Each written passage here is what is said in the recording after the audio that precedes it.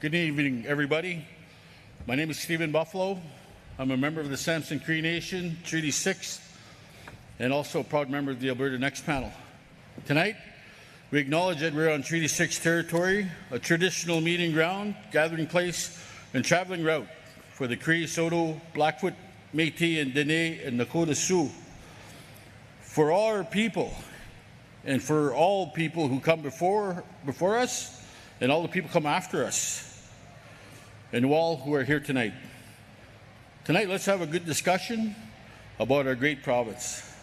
And now I'd like to introduce our moderator, good friend of mine I played junior B hockey with. 2 minute penalties, his career penalty minutes from Medicine Hat, Bruce McAllister. Thank you, buddy. Good evening, everybody. I've been joking as we've gone along on this tour that, you know, I was the kind of guy that found a guy like Stephen Buffalo to hide behind when things got rough. Great to see you all. Thanks for being here. My name is Bruce McAllister. What a pleasure to be your moderator. Yeah, we were on a bus today. We came down from Fort McMurray, and we were all dressed casually. And I was talking to your mayor, Gerald Albers, in the back beforehand, and he said, "Bruce, you might want to change that shirt you're wearing." I'm like, "What's the problem?" He said, "Well, it's a Calgary Stampeders shirt. Do you know where you are?" I said, "Good point." So thank you, Mayor, for the fashion advice. The Premier is here tonight. We're going to hear from her shortly.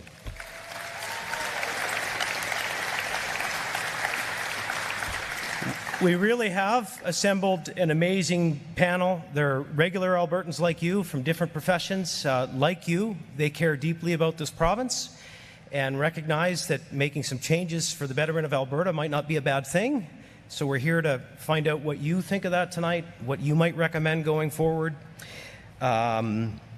We've been getting some great advice as we travel around, really diverse crowds with suggestions of what we might do, and we're going to set things up in terms of housekeeping, and so you know how things will play out. If you haven't seen one of these online, I'll run you through all that. First thing I would ask everybody is we can disagree without being disagreeable, so if there's somebody that is strongly disagreeable, we just ask you be respectful. There's been a language issue a time or two, and clearly we won't tolerate that. And I know it doesn't apply to the great majority of you, but I've got to say it. We want to limit everybody to one trip to the microphone, and that is just so that everybody who wants to come and make a comment can do so.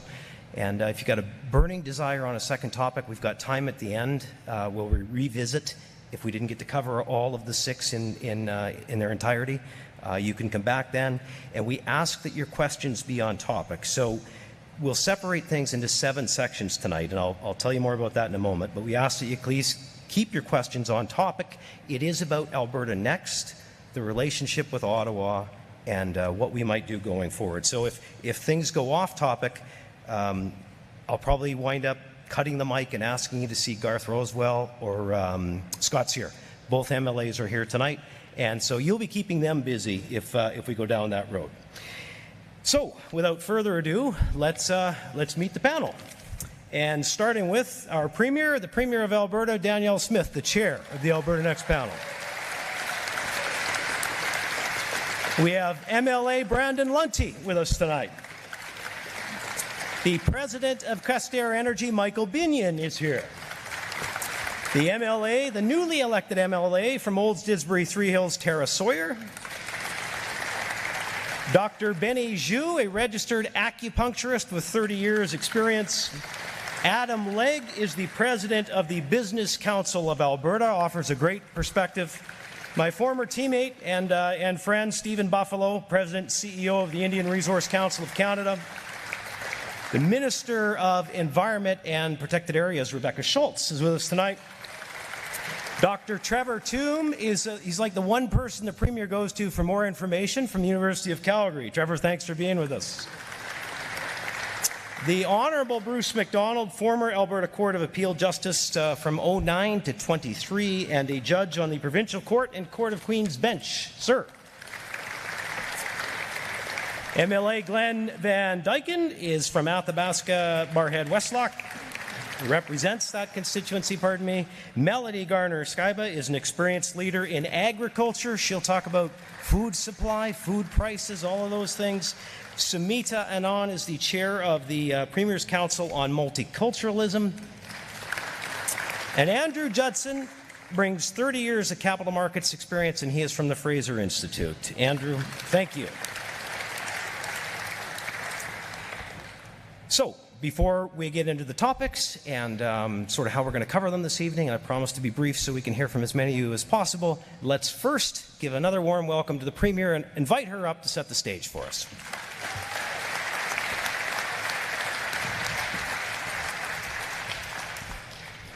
Well, thanks, Bruce. Just to comment on a couple of the things that Bruce started off with. You know, he's always mentioned that he only had 2 penalty minutes, but Buff never mentions how many penalty minutes he had when he played hockey.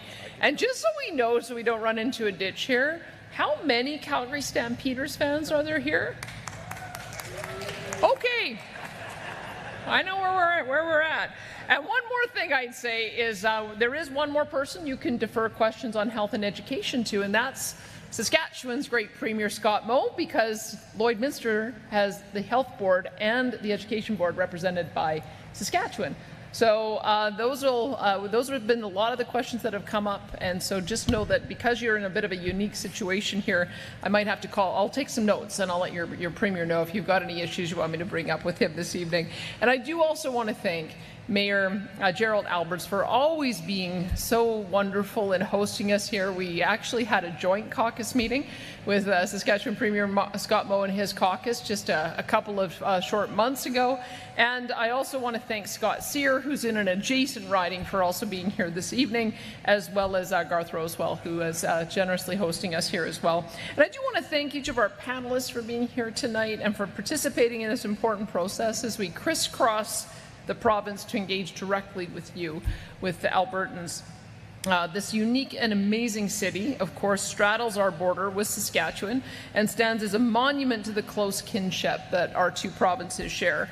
But with such strong representation in agriculture, in heavy oil, in asphalt manufacturing, Lloydminster's economic output is as Alberta as it gets. These are some of the province's most important industries, and Lloydminster has a major impact on Alberta's economy and on our social fabric. Now, we want to give the people of Lloydminster a chance to influence the direction that Alberta's heading, and I want to thank you for coming out tonight to share your thoughts with us today on this engagement process, because the conversations we have this evening and throughout the Alberta Next engagement period will help shape the future of our province. I'd encourage you as well to go back, if you would, and look at what happened the last time the government did a process like this. It was the Fair Deal panel process through 2019 and 2020. And they came up with 25 recommendations that came directly from Albertans, and that has guided our work over the last 5 years. So I'll give you a couple of examples that came from that process. We had the Equalization referendum that came from that process. The panel wanted us to reduce internal trade barriers, and we have done that across the country, including a major pilot project that we've had with Saskatchewan right here in Lloydminster. They wanted us to create economic corridors, and we've signed many economic corridors agreements. Again, most recently, one with Scott Moe and Doug Ford to work on developing pipelines.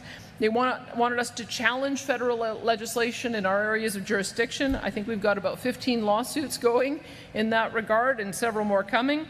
Wanted us to establish a chief firearms officer, which we did. Create a presence in Ottawa, which we did. We now have an office in Ottawa with a representative that represents us there. Diversifying our energy sector, we have done that in spades. Relentlessly pursue market access. It's almost a full-time plus job for me doing that alone. And also referenda, and in particular citizen-initiated referenda. Those are ideas that came out of the Fair Deal panel process. So that's an example of, I think, how powerful a process like this can be. And for the last 10 years, to put into context why we need it again a few years later, Ottawa, led by the Liberal government, has taken direct aim at Alberta's core industries. From Bill C-69, the No More Pipelines Law, to the tanker ban off the Northwest BC coast, the oil and gas emission cap, which of course targets one sector and we know is meant to be a production cap, not just an emissions cap, and their net zero mandates on electricity as well as vehicles. In fact, in just the last 10 years alone, more than $500 billion in global investment capital destined for our resource sector has disappeared. It's cost us hundreds of thousands of jobs and hundreds of billions in GDP and resource royalties that could have been used for healthcare, for education, and for public infrastructure. If Canada is to be a strong and unified country, it must include a strong and sovereign Alberta within a united Canada, able to pursue our own potential without being held back by our own country. And regardless of what each of us believes about these issues or the path we think as best, we as Albertans must be able to respectfully debate and discuss these issues here with our friends, with our family members, and with our neighbours. And I know if we do that, in the end, our province will find the very best solutions to the immense challenges in front of us, and we will come out stronger and freer than ever. I will always put my faith in Albertans to find the right path. I trust you, and I look forward to hearing from you tonight and from Albertans across the province throughout this process. Thanks for being here.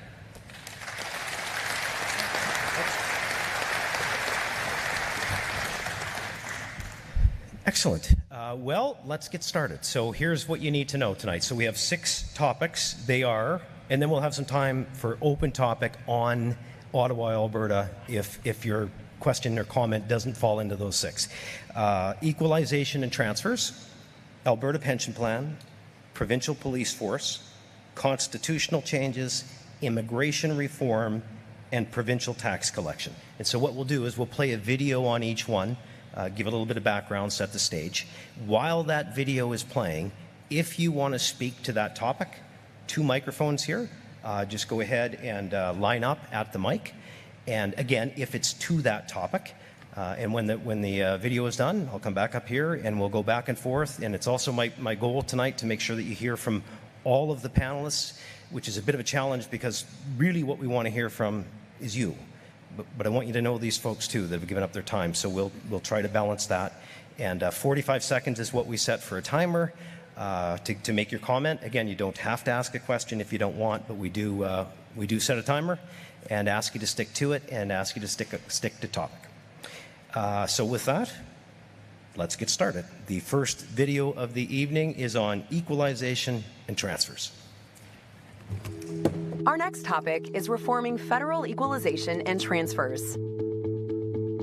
Since 2005, Alberta taxpayers have contributed, on average, $23 billion more per year to the federal government in federal taxes than they received back in projects, benefits, and other spending from Ottawa. That's a net loss to Albertans of nearly $500 billion in just 20 years. Most of those redistributed Alberta tax dollars are spent by Ottawa and Quebec and other liberal-leaning provinces across the country.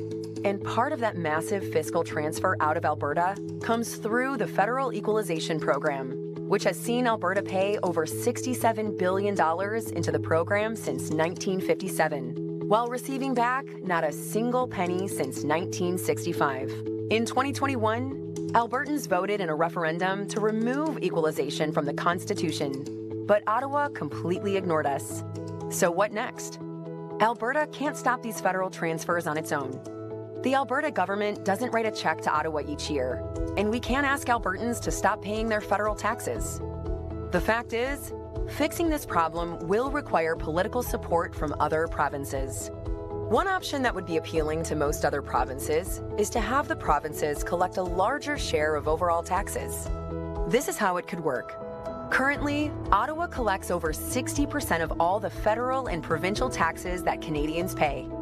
The Ottawa bureaucracy takes its portion, with the remainder inefficiently and unequally distributed to the provinces. The dollars we do get back have a lot of strings attached, forcing us to run our provincial programs and build infrastructure the way Ottawa wants us to. No provinces want that, especially the big ones like Quebec, Ontario, BC, and Alberta. What if we cut out the middleman and instead had provincial governments that are responsible for delivering health, education, and social services collect around 60% of all taxes, with Ottawa receiving the rest. Ottawa, in turn, would be able to end most transfer programs to the provinces, along with all the strings, bureaucracy, and waste attached to them. Quebec has already proposed having the federal government let provinces keep GST revenue generated in their provinces in return for ending the federal health transfer. Seems like a great idea. Why not apply that same logic to all federal transfers? Less money collected and wasted in Ottawa. Less federal transfers with only a modest amount of equalization for the smallest provinces and territories that actually need it. And more funds for provincial health, education, and other programs, without strings attached by Ottawa's politicians and bureaucrats. That seems like something most provinces could rally behind. So what say you, Alberta? Should Alberta take a lead role in working with the other provinces to reform federal transfers and equalization by having the provinces collect a larger share of overall taxes, with Ottawa collecting less? And are there any other strategies Alberta should be looking at to alleviate the massive federal fiscal drain to Alberta? For more information, visit alberta.ca/next.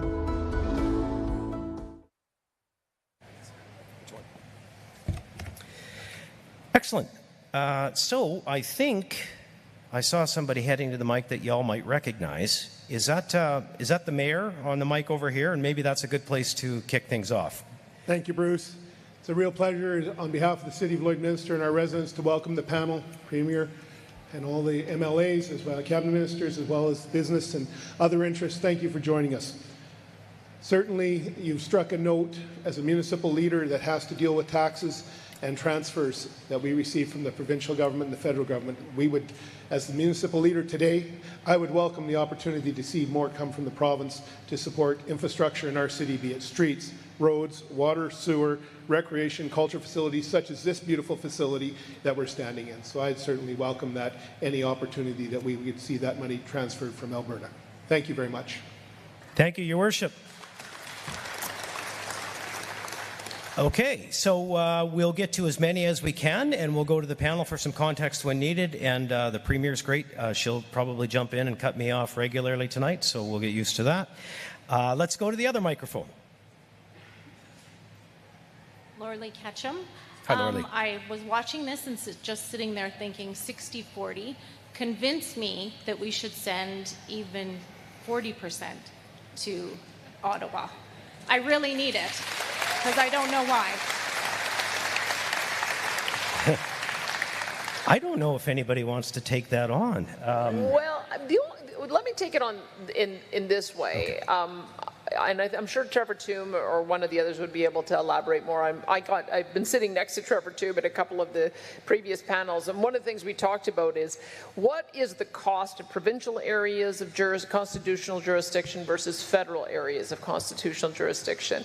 And our programs are expensive, so we are responsible for about 70% of the cost. And as you saw with that video, we only get 40% of the revenue, which creates a situation where Ottawa overtaxes and then they distribute it back unfairly. So that would be a more equal balance by shifting it. The things that they are responsible for, military, it's going to become increasingly important, as we've seen with the relationship that we now have with the United States and the expectation that we move to 5% of GDP for military spending.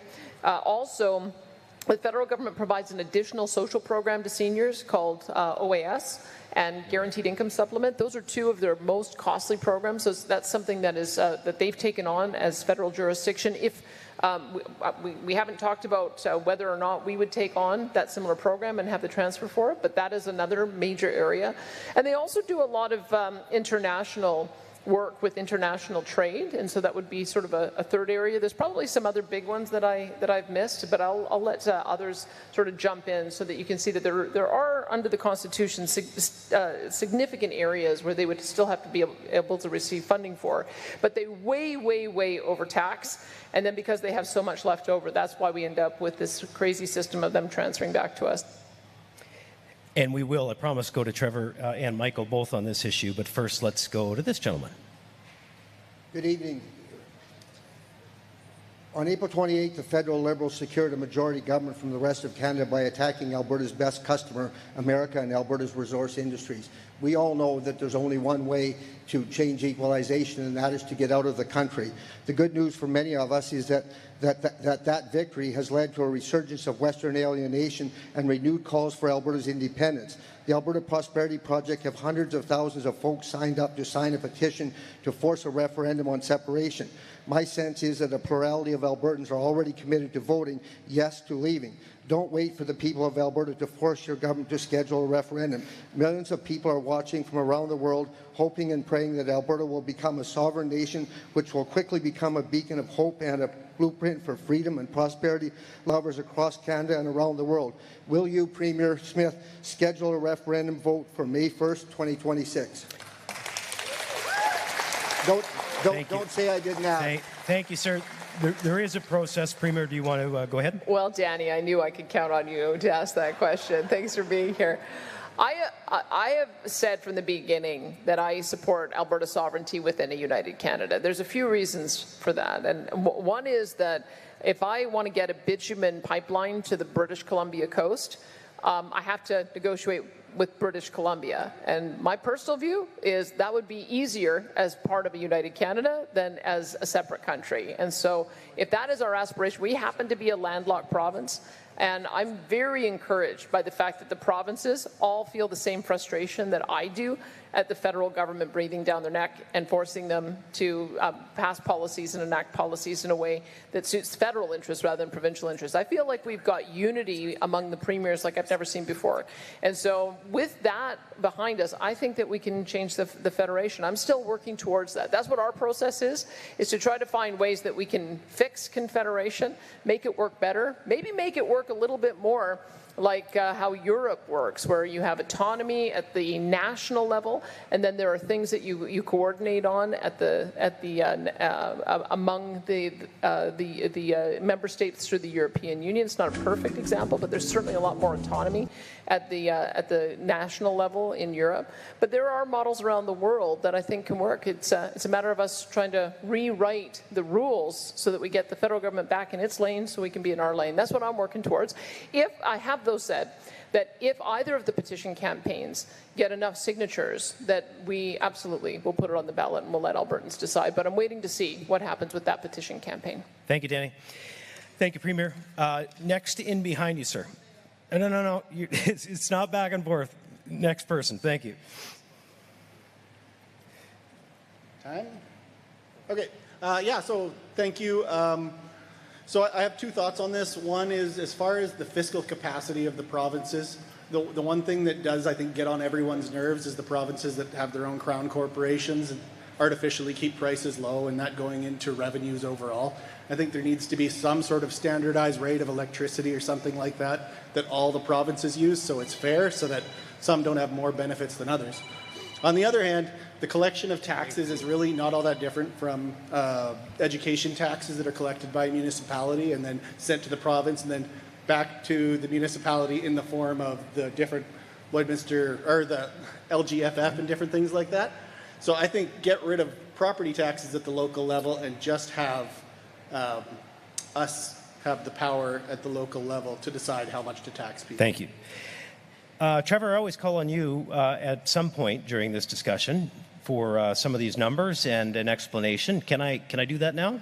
Sure. So I think I'll build directly off of the comment and the question there with respect to equalization and electricity prices. I think this is a big issue that's not broadly recognized or well known across the country. That if you look at the resource revenues in Quebec, for example, the revenues from hydroelectricity is very, very important for them, several $billion per year. But their power prices are by far the lowest in the country. And if they were to increase power prices by just about 2 cents a kilowatt hour, doesn't sound like a lot, they'd still be the lowest in the country, that would increase the revenues they generate from hydroelectricity by so much that their equalization payment this year, instead of being $13.6 billion, would be $9.4. Right? So it dropped just from that small change alone, if we didn't have a fixed pool for that program, it would be about $4.2 billion for that province less. So in a sense, they are choosing to have lower resource revenues with low power prices. And that's problematic. And it's an issue that can indeed be solved by, instead of looking at actual revenues from hydro, you could impute the revenues that you could raise at average prices. And if they wish to then keep power prices low, that's fine, but we wouldn't be attributing to them artificially low revenues from that source. I guess I shouldn't go on, but I'll make one final point, that Canada is an incredibly decentralized country. Like the Premier noted many important things that the federal government does, but even with military spending this year reaching 2% of GDP, the NATO target, and that's good to see, and more from there, health alone is 6 times larger than that. Like all in, the federal government spends only about 30 cents on the dollar of overall government spending in the country. And so there is this big gap between where the revenues are raised and where the actual program delivery occurs. Okay, Michael, stand by. I want to come there next because I know you've got some wonderful experience in Quebec that you can add. First, let's go here. Good evening, Premier and Ministers. Question for you on the pension issue. We hear that we would like to maybe in Alberta move to a Alberta pension per se. Yep. So if and when that referendum comes, gets voted on, and is passed, do you think the federal government, because there already is an exit plan in place for that Canada pension program, do you think the federal government will honor that exit program? It's an excellent question, sir. And Premier, I'm going to let you touch on it real quickly, but I just want to remind everybody, we have a whole section for this one. So I probably wasn't really clear off the top. I know I said a whole bunch of things, but we've got a big chunk of time for just this subject. So I'd like to keep it on track to this one if we can and go to that when we get there. That said, the gentleman asked a question. Do you want to comment? Yeah, well, I'm sure we'll have lots more to say about the pension, but I think it's sort of the question about the honor of the Crown and the integrity of the federal government and whether they will follow the law. And sadly, we've seen that they haven't because they keep invading our jurisdiction, number one. When they get caught out on it, like Bill C-69, they don't listen to the Supreme Court. So I think it's a legitimate question to ask. And I would say I would hope so. I would hope that because the Constitution gives pension power to the provinces, I would hope because we have a statute that talks about what happens at a formula and the things to consider on the calculation when you leave. I would hope that they would follow the law, but I can take the point about can we actually trust them. But isn't that the nature of the problem? Is if Ottawa was not behaving in such a lawless way, we might not be having these conversations right now. We are really trying to force the issue to get Ottawa to act appropriately, to act within the boundaries of what the Constitution told them to do. So I think we got to try, but why don't we wait till we get to the pension video so that people can see if they're persuaded by the arguments one way or the other. You got it. On equalization and transfers, though, Michael Binion, please. Oh, I wanted to address the question of the woman. I'm sorry, ma'am, I've lost your name about why we should even send 40% to the rest of the country. But before I do that, I want to just mention that Danny, I've been a speaker at his conferences, and he knows my wife, and my wife has a very strong opinion we should send absolutely nothing to them. She's the let the Eastern bastards freeze in the dark type. But I don't think that. I was really persuaded some time ago that a grand bargain in the country where small provinces that can't afford to keep up their jurisdiction in education and health, if they don't get some sort of help, they'll be lobbying the federal government to interfere in provincial jurisdiction. And so equalization was a way, federal transfers was a way for us to say, okay, let's make sure those provinces have enough money, basically so they stay out of Alberta politics. That was to me a grand bargain, and I thought in the end equalization was something that we did to the other provinces, not for them, because a model where you produce more than you consume is sustainable both socially and economically. But a model like has been happening in some other provinces for a generation or more, where you consume more than you produce, is not sustainable socially or economically, and we're starting to see that. And so where I become upset is on a couple things. I'll get to this Quebec point that I didn't think they cut off my mic. I did it to myself. We're not going to cut you off, Michael. And anyway, so where I got upset was when the grand bargain got broken and they started to interfere in our jurisdiction with Bill C-69 and Bill C-48 and clean fuel regulations and clean electricity regulations and cancelling pipelines. And I'll talk about how they won't let me develop my gas discovery in Quebec as well. And I said, now they're no longer allowing us to produce more than we consume, and they've broken the deal. And so that's where I've become upset about this equalization thing. And then I'll just add to this point that in Quebec, a Premier Marois, who is there as I'm working to try to get permission to produce our gas, said publicly that why would Quebec produce its own oil and gas until we separate? Because then we'll be able to keep all the revenue for ourselves. And so that's the model. I say that what we're doing to these provinces is creating systems and dependencies where they actually don't want to develop their economies. They don't want to produce more than they consume because it becomes financially disadvantageous for them. And so in the end, I think equalization is something that may not be something that we're doing good for the rest of the country. Thank you, Michael. Go ahead, sir. Right here. Go ahead, sir. Hi, my name is Randy Dewey. I suffered a major medical issue 2012, and I astonished the doctors in 36 or 32 months with a recovery that should not have happened. I had 5 entities hinder my recovery. The trade-off is I learned how valuable this is. I found out I could bring in over, if intellectual property rights are strengthened for health in Canada, Alberta's share would be over a 75-year period with 2 clinical trials, $207 billion. That's not chump change. Alberta, or Canada's share would be roughly 980. This is rough math because I don't understand the tax tier systems as well as I need to, but I do understand the highest tax rates. So that's where I'm leveling this on. But I'm in a dire situation. Randy? Yep. Thank you for coming tonight. And I'm going to tell you what I'm going to do. We've got a couple MLAs here as well. I'm going to ask them to come and see you and see if they can help you in any way. Okay? Thanks for being here tonight. Let's do a straw poll on this subject, shall we? Or we have somebody else in the microphone. Yes? Sorry, go ahead. I'll be really quick here. This is for Premier Danielle. With reform of the transfers, is it to get rid of the equalization or just to make it for provinces that really need it?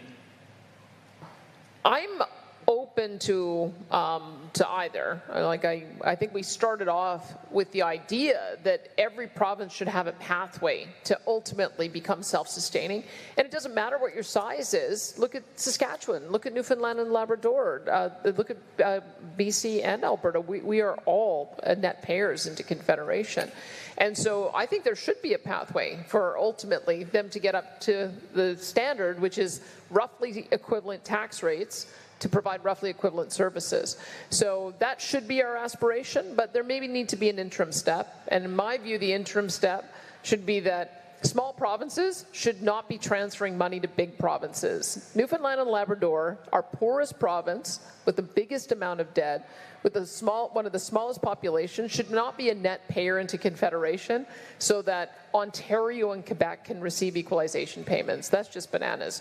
So what we're advocating for is let's treat all of the big provinces fairly. Let's give them the same equal per capita transfers, and let's have a more modest equalization program built on the original principle, which was that the smaller provinces need to be able to have a little bit of a boost up. They don't have the economies of scale, so they can deliver roughly equal programs. That makes sense. Thank you. All right. That's a good place to ask the straw poll, and we can do it by a show of hands. So we'll do a yay or a nay, okay? The question is, should Alberta take a lead role in working with the other provinces to reform federal transfers and equalization? That makes sense. Who says yes? All right. That's a good place to ask the straw poll, and we can do it by a show of hands. So we'll do a yay or a nay, okay? Not an official poll, but I think we see where everybody is at. Thank you very much. That was a great way to kick things off tonight. The next debate or the next subject is the Alberta Pension Plan. Here's some background in a video. Our next topic is creating an Alberta pension plan with the same or better benefits than the Canada Pension Plan. With a younger and more productive workforce, Alberta workers contribute about $3 billion more each year to the Canada Pension Plan than Alberta seniors receive in benefits. Alberta has the constitutional right to exit the CPP. And if we did, federal legislation says that Alberta would be entitled to a sizable share of the CPP assets that we could use to start our own provincial pension plan, so long as we guarantee comparable pension benefits for seniors. Quebec made the decision to start its own pension plan decades ago, and they have an agreement with Ottawa so that all retirees receive their full pension benefits, whether they worked in Quebec, retired there, or some mix of both. Alberta could negotiate a similar arrangement with Ottawa if we created our own pension plan. There are more factors to consider as well. Currently, virtually all investment decisions and management of the CPP is conducted by folks working in Ottawa and Toronto rather than Alberta. While the CPP's mandate is to maximize pension returns, in recent years, the CPP annual reports have shown an increasing focus on emissions reductions and DEI concerns, which do not always result in the highest rate of returns for the pension plan. CPP management has also become bloated and expensive. 20 years ago, the CPP had only 150 employees, with operating costs of $118 million. Today, it has ballooned to more than 2,100 employees, with operating costs of about $6 billion. If Alberta opted to commence its own pension plan, the fund would be managed out of Alberta by Albertans, and investments could be focused exclusively on maximizing returns rather than adjusting for carbon dioxide and DEI-related objectives. With that all said, the CPP has consistently generated healthy returns and is a stable and critical source of income for seniors in Alberta and Canada. So, what are the benefits of Alberta choosing to withdraw from the CPP to create its own pension plan? 1. A big upfront payout. Alberta would get back a significant lump sum by exiting the CPP. The chief actuary in Ottawa has indicated our share would be at least $140 billion.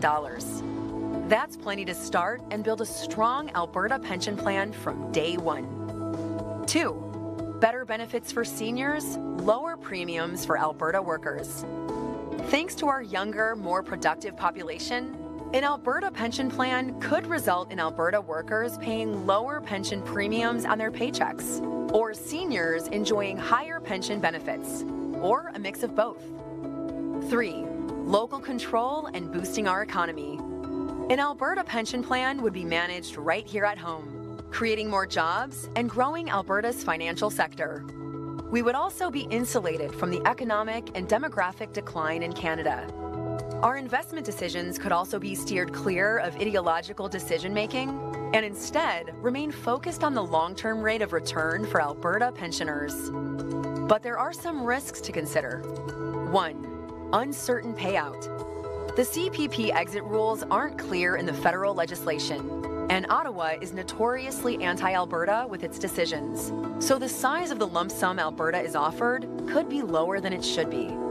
This could result in a lengthy court battle with the federal government, and it could lower our ability to increase benefit payments for seniors or lower premiums for workers.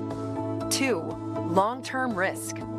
As with any pension plan, if the plan is mismanaged or Alberta's economy and demographics fall behind Canada, premiums would have to rise in the future in order to guarantee our seniors the same benefits they enjoy today under the CPP. Regardless, as with Quebec, Alberta's government would still be able to guarantee that an Alberta pension plan provide the same or better benefits to Alberta seniors as they now enjoy under the CPP. 3. Portability concerns. The Quebec pension plan and CPP have an agreement in place to ensure pensioners get the same single pension regardless of where they worked or lived in Canada during their career. Alberta would expect a similar arrangement with Ottawa, but it is not guaranteed. So, should Alberta withdraw from the CPP and use Alberta's portion of the CPP to create our own Alberta pension plan? Or should we continue with the CPP as we do now? I expected there to be long lineups at the microphone before that video finished for some people to make some comments. So go ahead and feel free to line up if you'd like to speak to this issue. I think we have somebody at this one, so go ahead. Thank you. Firstly, I'm a former progressive conservative, and I want to reiterate my responses to all 6 of your topics. I do not like them, and I feel that the answers were forced and very biased. They are either all unnecessary, creating duplicate or very expensive bureaucracies, an unwanted overlap, or based on untold and skewed facts. However, I will tell you about my experience with the Alberta Pension Plan surveys. I have now completed 5 surveys regarding the Alberta Pension Plan. The first was a phone call before the Alberta Pension Plan even hit the news. Yep. I was asked about the Alberta Pension Plan. I told the caller I was a Canadian and definitely not interested in an Alberta pension plan and to leave the Canada Pension Plan alone. She replied, "That is not an option on this, and it is not an answer that I could give." The second survey was with the Alberta government website. Again, I could not say no. I think I know where you're going with The this. third one, not all of it. The third one was the town hall meeting with my MLA. Do you have a question, ma'am? No, I don't have. Okay, so again, I take your point. I don't mean to be disrespectful, but you're well over 45, so I'll give you a second to wrap it up if there's something else. Can I just tell you that Yes. about the Canada Pension Plan Well, how about- has not been reiterated by this. Okay. There isn't many You're not a people fan. I can see that. No, And I know, but it also, Yes. we as the Canada Pension actually, It's a couple of minutes, ma'am, so trying to give you the benefit of the doubt. But here's what I'm going to ask you to do one more time tonight. I'm going to ask you to participate in a 6th survey on the Canada Pension Plan, the Alberta Pension Plan. When we're done, we'll do a straw poll. I think you might be shocked by how the numbers have changed. Okay, let's go over to this one for the next question. So my name is Wes Newmeyer, and I'm a senior now. I'm not on a pension yet. But I am all for the Canada Pension Plan because it's a bigger plan. I feel it's solvent and it's a good plan. It's solid, and I don't like tinkering with my pension and playing games with my pension. I also feel that all Albertans pay into the pension plan based on their salary, and that the amount we pay in decides the amount that we get out, because it's all formulated and based just like every Canadian across Canada. And because Albertans get higher wages overall, I don't think that's such a terrible thing that we pay more into the pension plan based on the wage we get. We also get more out based on the amount we pay in.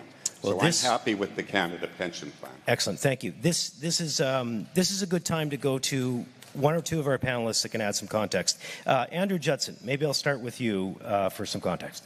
Thanks, Bruce, and good evening. Ladies and gentlemen, I think we all recognize this is a very emotional issue. We've certainly felt the emotion of our participating audience in the other town halls we've had, but I'm afraid that I think the math is straightforward. If you boil this back to what the math will tell us on this analysis, that there's no question that the Alberta pension plan would be viable and sustainable and successful. And that's just the math. And now, we believe that the contributions paid by Alberta prisoners would actually fall, and the benefits would be able to rise. And over the course of a working lifetime, of contributions to both that continuing Alberta pension plan and the supplemental plans that would be available to you with the money saved, that all of us contributing would be far, far ahead. Thank you, Andrew.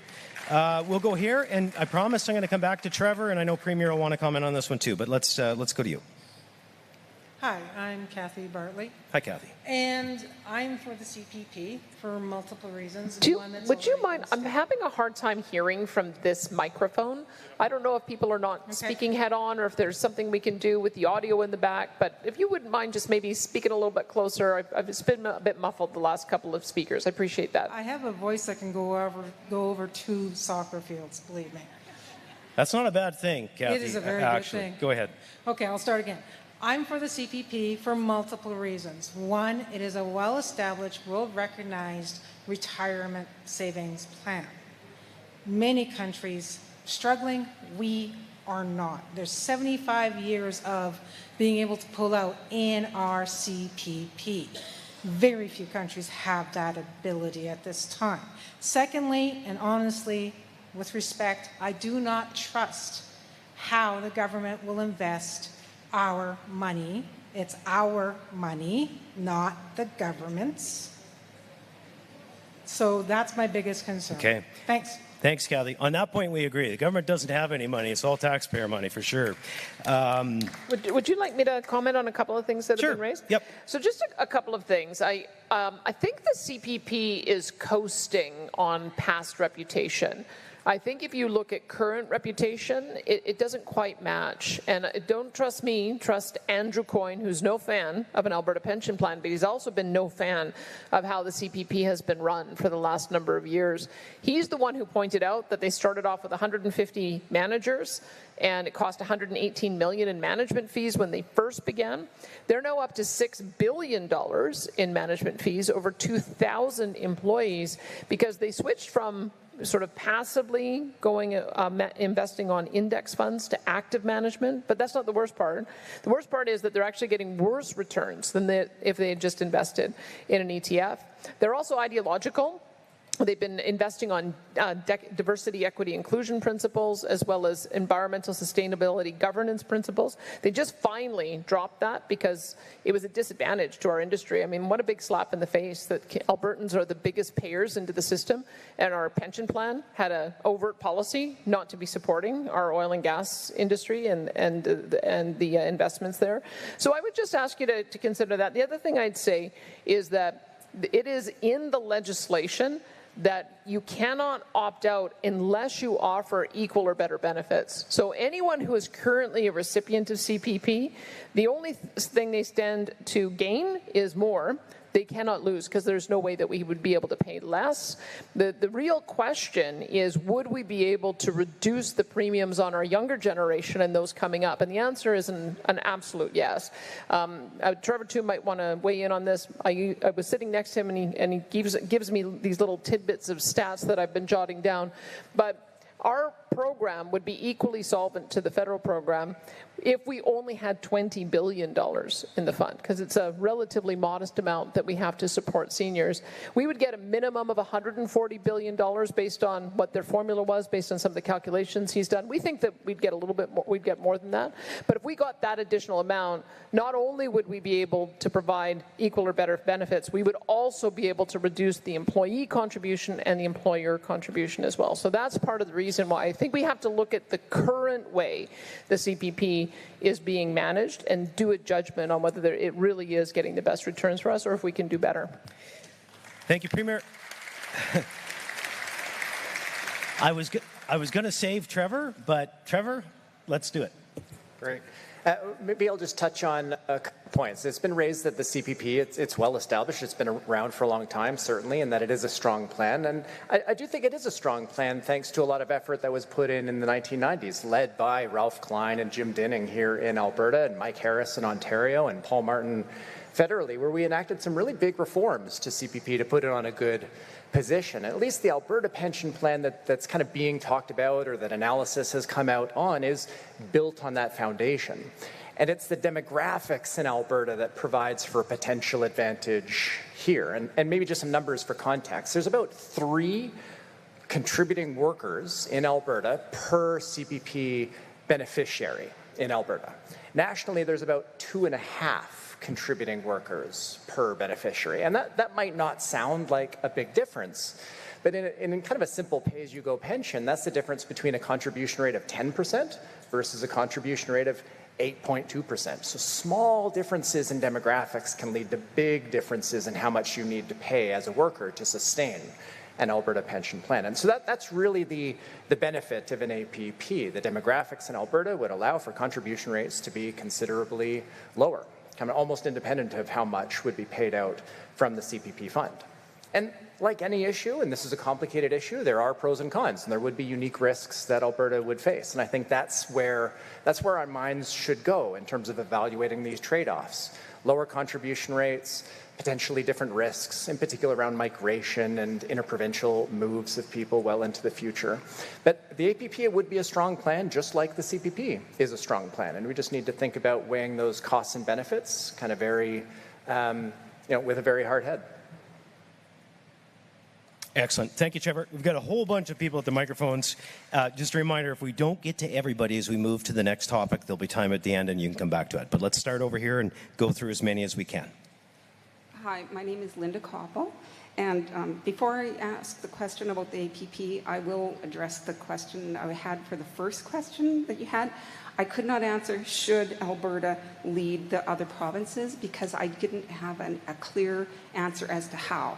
So how would Alberta lead the other provinces to help change the transfer and Equalization, yep. Equalization, because from my understanding, that has to go through constitutional law, and all the Supreme judges are appointed by the federal government, so it's kind of a lose-lose. So that's that question. But for this question, I would like to ask, why is the provincial government waiting for the federal government to give us the numbers of what they owe us for CPP? We've been waiting for a year. Have we ever? Yeah. Quickly, Premier, on that one? On the first one, I would say we already have led the provinces in coming to that conclusion, because when Albertans passed that referendum with 62% of the vote, we ended up doing a paper talking about how we would eliminate equalization over time.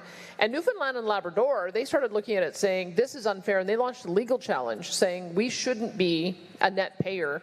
We deserve equal per capita transfers to the big provinces. BC joined that lawsuit, as did Saskatchewan. So we now have 4 provinces who are all saying what we're saying. So sometimes you can start a conversation and it can result in major change. And I think there's somebody else on the panel who might be able to talk about the fact that this has been a long time since equalization has changed. We've had many, many iterations, and it's probably time for another one. So it's not impossible that that can be led at the provincial table. Yep. And then we had to ask the federal government, just so that because they disputed our number when we came out. We hired Bill Morneau's firm. We wanted to hire an Eastern Canadian firm that had liberal credentials so that it would have credibility, and they still rejected it.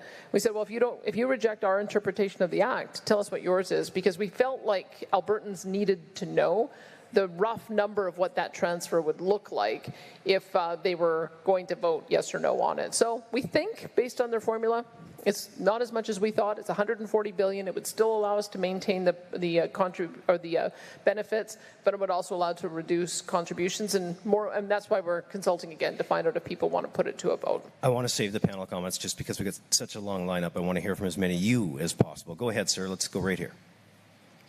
Hi, my name is Terry Elko. To the panel, I don't understand why you're all waiting for a number to come out of Ottawa. Why don't we just start our own plan as a parallel and get on with life? We're stumbling around here waiting. You're never going to get a figure from them because you know how the speed Ottawa works. I mean, is it really tough? And as a final point, would you give your savings plan to your neighbor to invest? Probably not, Terry. Good point. Over here.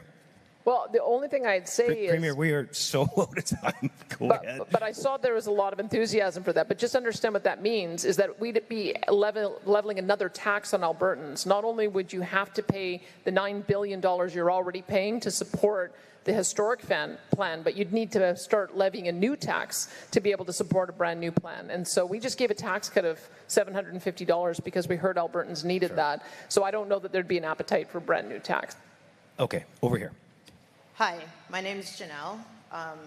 I'm just a little curious. I saw DEI pop up on there, and I'm kind of trying to figure out how that has anything to do with. Sure, we can answer that question, Janelle, for sure. Probably an AIMCO experience. Premier, I wanted to save time, but I think you do have to address it. Yeah, when we brought in Stephen Harper and a new management team at AIMCO, we found out that they had an investment officer who was judging whether or not they should put investments based on diversity, equity, and inclusion concerns. And our view is that investment should be based on returns. It shouldn't be based on ideology. And so they ended that practice. They also ended the practice of putting it through a lens of ESG, and they looked through a lens of does it make a good return. Any pension plan that is trying to maximize the shareholder value for the people who are plan members have to be focused on returns, not ideology. 100%. So this is the challenge, to give every topic its time. We're way over on this one. So to those of you in the line, can I ask that you'll come back when we have the open time at the end so that we can move to the next one and give it its time. So I want to ask the straw poll before we leave this topic, though. Should Alberta create a pension plan with the same or better benefits than the Canadian pension plan? Yes or no? All right, who says no? The ayes have it. Okay, the next topic that we're going to discuss today is the possibility of a provincial police force. Here's the video. Our next topic is the potential creation of an Alberta police service to take over community policing from the RCMP. Today, roughly 80% of Albertans are served by local municipal police services, such as the Calgary, Edmonton, and Lethbridge City Police Services. However, Albertans living in most rural communities and a few mid-sized cities like Red Deer, Fort McMurray, and Airdrie are policed by the RCMP under Alberta's policing contract with Ottawa. And as is the case with most federal agreements, Alberta is getting shortchanged. To be clear, RCMP police officers and staff aren't the problem. They do all they can to protect us with the resources they have. The problem is Ottawa.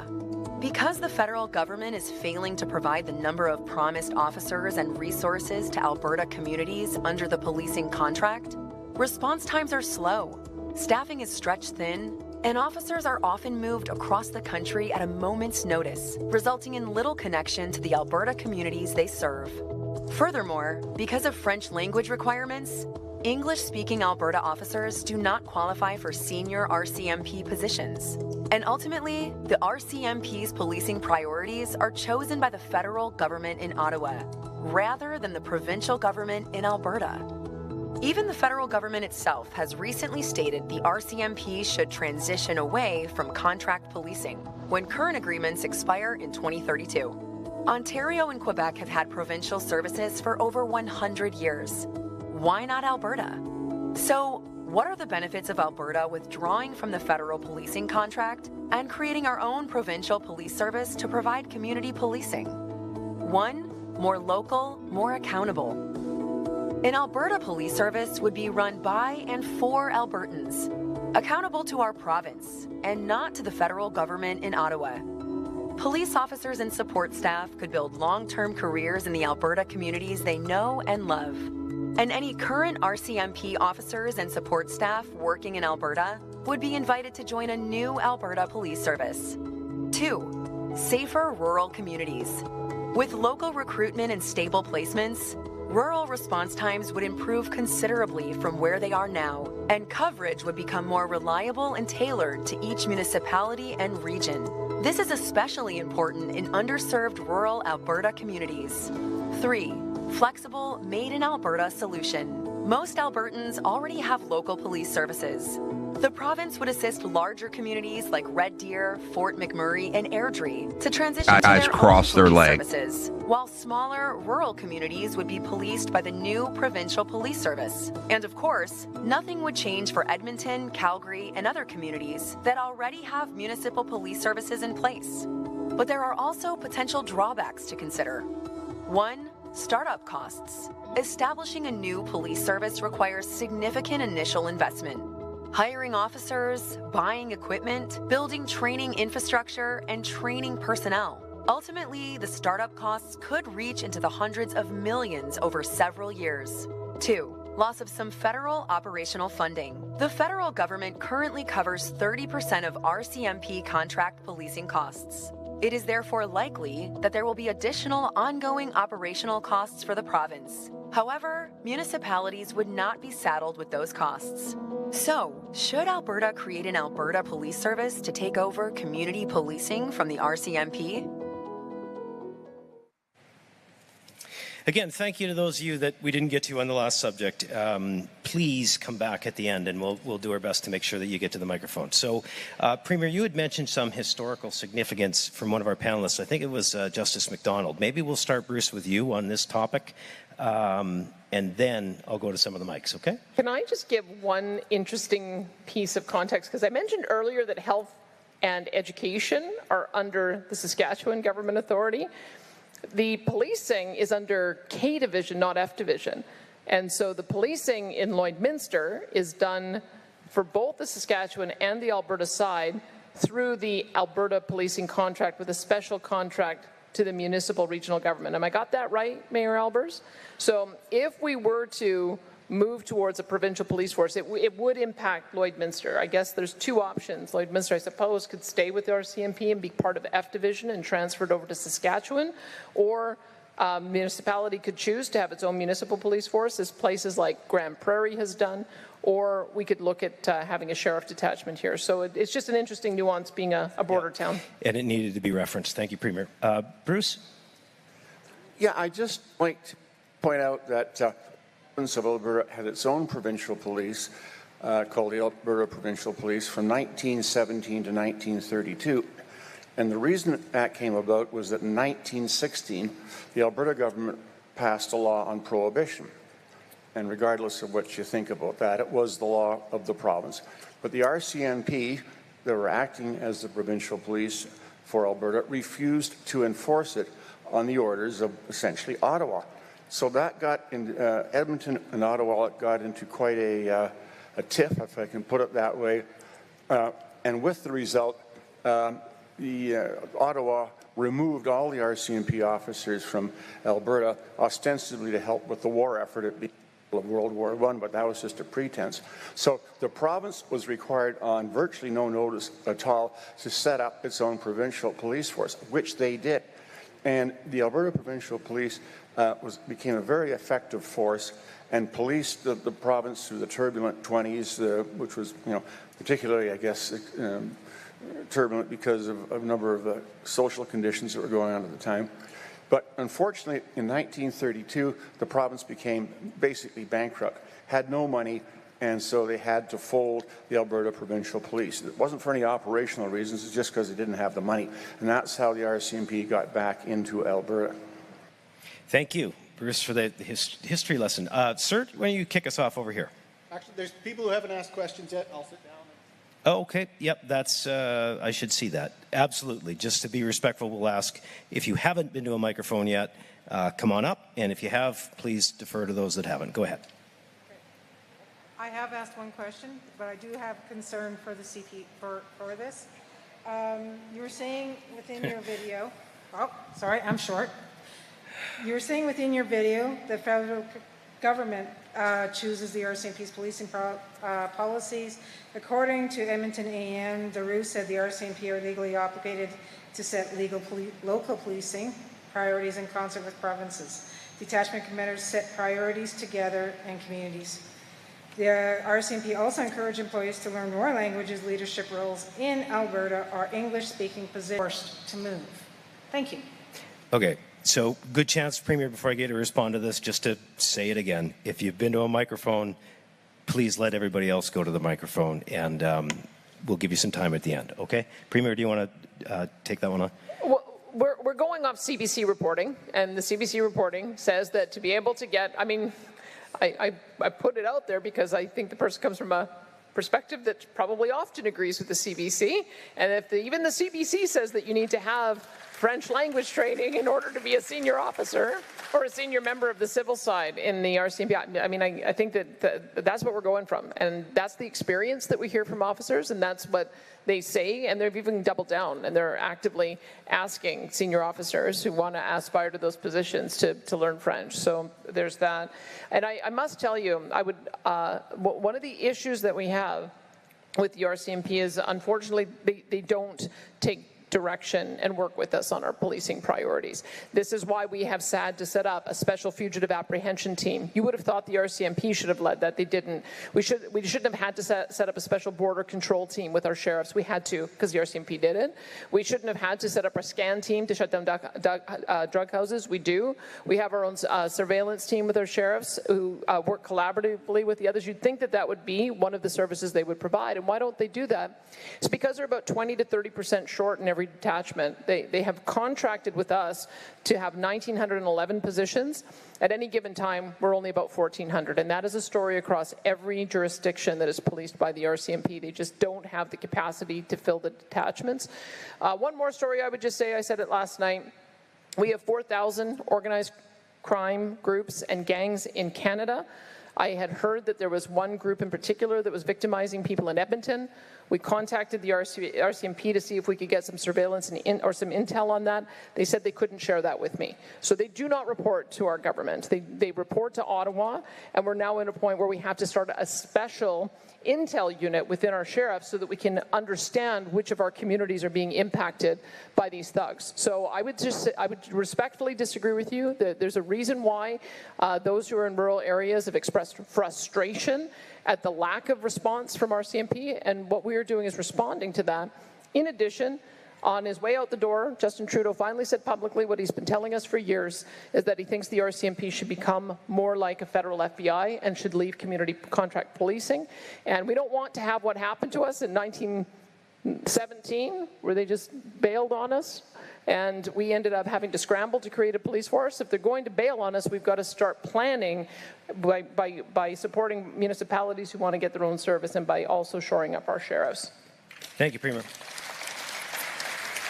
Go ahead, sir.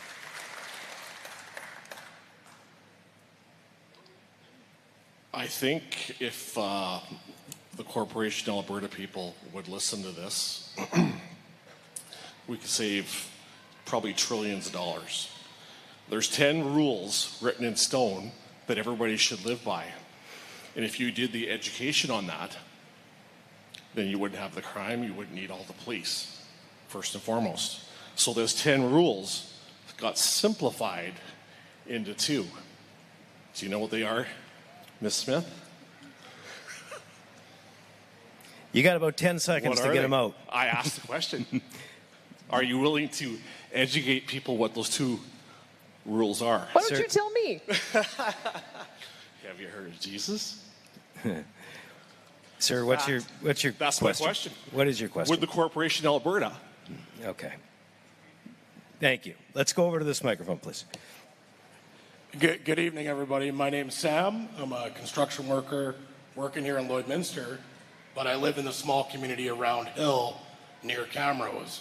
So the idea of getting an Alberta police service that would focus more on the small communities is really appealing to me. You know, with the unchecked immigration and the rising crime that we're all facing, this might be a good idea, even with the potential drawbacks. Thank you. Thank you. Hey, let's get some rural MLA perspective. Tara and Glenn, can I ask both of you to weigh in on this one quickly? Yeah, I was chomping at the bit. Sorry. I want to take this one. If you live in a rural setting, if you are representing in rural, you know the problem we are having.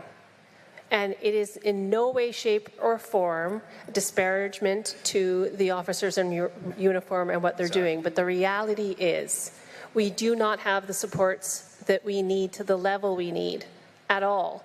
You know, there's often not a response time because by the time they're going to get to us, it's long past. We get that call when we have issues every time, just about, which is why in those communities we often rely on our social media to do crime watch with one another.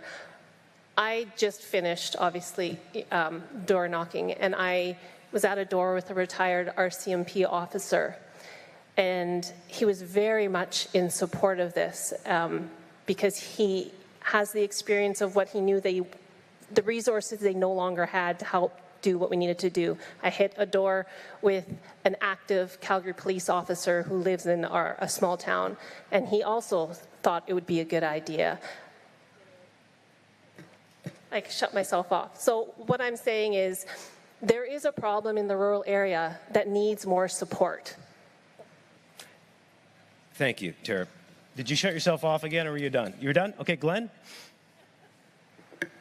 Hey, thank you, Bruce. And thank you all for coming and participating this evening. And thank you, Premier Smith, for leading us around the province to have this discussion with Albertans. It's really a discussion about taking authority over areas that we currently have the entitlement to in the current Constitution. And so, as a representative for a large rural community, Athabasca, Barhead, Westlock constituency, it's part of the 20% in the province that are not community policed or that are community policed with the RCMP. And the thing that really, it is an emotional topic in my constituency. People are very tied to RCMP, but they also realize the threat of the potential where RCMP would no longer be in contract policing in 2032. And so I approach it as an elected representative as informing my government that it would be irresponsible for our government to not address the potential that we would be without community policing at the time of 2032. So that's kind of the way I approach it, is that it is a responsibility that we have to ensure that our rural communities are protected at that time. All right, there'll be one more perspective from the panel in a minute, Stephen, but first, let's go over here. Can I just tell you, Bruce, I found the story from CBC. Senior RCMP officers in bilingual positions who can't speak French and aren't learning, it points in here, this is a 2023 law, story that caused a lot of controversy, and here's the quote from one of the MPs: "I cannot believe it. An institution that's supposed to enforce the law and which violates the Official Languages Act. It's really, as far as I'm concerned, a lack of respect towards French speakers within the RCMP, and they should all be fired." We actually have a law, the Official Languages Act, that requires that at first glance is a blatant violation of Canada's Official Languages Act, which has required since 1988 that executives that supervise and manage in French and in English are designated must be able to speak French. So that's the Official Languages Act. They didn't go and change the law, so that's still the law that's on the books, and you'd be happy to look at. I'm happy to have you look it up yourself. Which would seem discriminatory to us, for sure. Go ahead. Laura Lee Ketchum. Regardless whether it's Alberta Police Services or RCMP that ends up working in our communities, I really hope that there's changes to how charges are laid. I'm from a small community, Marwayne. I know 3 individuals that were charged with assault. We had a teacher at Kitscotty charged with touching, and they had to go to court and spend $7,000 to $10,000 proving their innocence. Yeah. So basically, if someone has a complaint, and that could be, maybe I tried to jump out of a vehicle and the person stopped me, you can be charged with assault for stopping that person from jumping out of the vehicle. Really, I feel like we could do some better work at investigating and talking to both sides before charges are laid. Well, okay. Premier, you said something in the microphone a week or so ago. I don't know if we want to go back to that or if we want to go to the next microphone. Why don't you see if our judge has anything to offer on that? Sure. Bruce, go ahead. Well, really, it's just I guess a sign of perhaps not good police work in one sense. I mean, good officers should know what is worth pursuing and what isn't, and that just comes with the individual, and I can't really go beyond that. Yeah, hard to question those things for sure. Didn't seem to make sense, but I always say you gather one side, you gather the other side, and then you try to figure it out. And it's hard to give context to something we don't all know about. Is there somebody in this microphone over here? Thank you. Just a comment. I hear lots of talk about making Alberta wealthy and all Albertans wealthy. Throughout history, drugs, gangs, prostitution, let alone petty crime, has followed the money. So at a time when we want to get rid of the RCMP, what plans are in place or are going to be in place to replace the infrastructure, the knowledge, the intellectual capital that the RCMP currently have How are we going to replace all that at a time when we're going to be flooded by people wanting to come in and take advantage of our money? Premier? We're very fortunate that we have a lot of members of various police forces who move between the different services. So we do have those who were in the RCMP who've come to sheriffs. We've got those who are Calgary Police Service, Edmonton Police Service.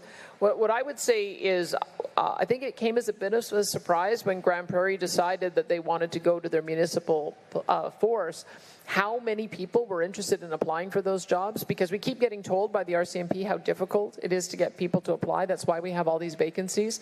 They have 110 positions they need to fill. They had 200 people, qualified people, apply to take those positions. So it just may be that the people don't want to work for the RCMP for a variety of different reasons, and it may well be that they kind of want to work in their home community, and that's why they are attracted to a municipal level of force, or they may want to work in a sheriff's detachment because of all of the different units that we provide. We are in the process of affirming the sheriffs as police as opposed to peace officers. They have been given a higher level of training, and about 650, because of their previous experience, are going to already be able to start work as police officers, which isn't bad from a starting point. I think that the Marshal Service in Saskatchewan is starting with 70. So we're starting with 650, and we'll just continue to be able to attract more and more. And when I tell you that we only have about 1,400 RCMP officers that are on the job at any given time for a variety of reasons, I think we'll very, very quickly have our sheriff's unit surpass the number of RCMP officers that we have in pretty short order. Stephen, policing under First Nations, also, there's discussion about changes, and some communities do it differently. Can you give us some context? Sure. Currently where I live in Calgary, the Tsuut'ina Nation, that's, Calgary being the suburb of Tsuut'ina, they have their own police force. And I know Blood Tribe, the biggest reserve in Canada, has their own police force. So, the process can work. The Siksika Nation, they're starting a program there now. I know that it's moving to the level. But at the end of the day, it comes down to the financial supports and the human resources to mandate these things going forward. Thanks. I'm glad a few of you caught what he said. He's quick, very, very dry and quick. And he was like that 35 years ago, too, I should tell you. Let's go over here, and then I want to bookend this one and get to the next topic. Thank you. So according to ChatGPT, they have the provincial police and RCMP in. So my first question is that what we'd be looking for, or would we be paying less, and how much less? And then the second question is, this is probably a dumb question, but if we had a provincial police force, would we be able to elect a head of the police force for our communities? Communities can vote for and elect a sheriff or whatever we call them. Thank you. No dumb questions.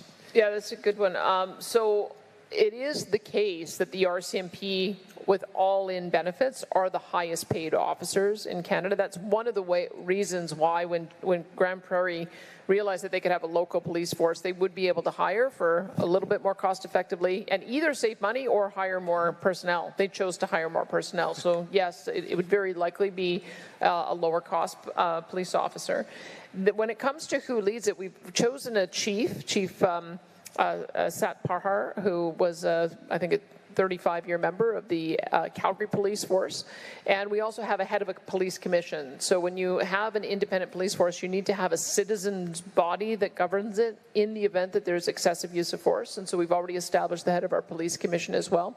Lloydminster would have to make a choice about whether they wanted to go for a municipal force. And if they went for a municipal force, then they would hire their own municipal chief through the council, and they'd also work with us to appoint a locally appointed police commission. That's what we do in Calgary, Edmonton, Taber, Lacombe, Medicine Hat, Lethbridge, and the other jurisdictions that have local police forces. Okay. Let's try and get through a couple of more without a panelist reaction, just so we can get, even though we're over time. Go ahead. So actually, I just want to support the Alberta Police Service. I've been in Canada for 24 years, And I know, thank you. Okay, I appreciate it. But yeah, the population is really growing and we have a diverse culture. And also Ottawa people, Ontario are coming here because there is more opportunity here in Alberta. And to that person that asked the Premier about those 2 commandments, anyways, there are more churches here, but the crime is growing. So I really have to support that Alberta Police. Thank you. Thank you. Thank you. Okay, one more. Hi.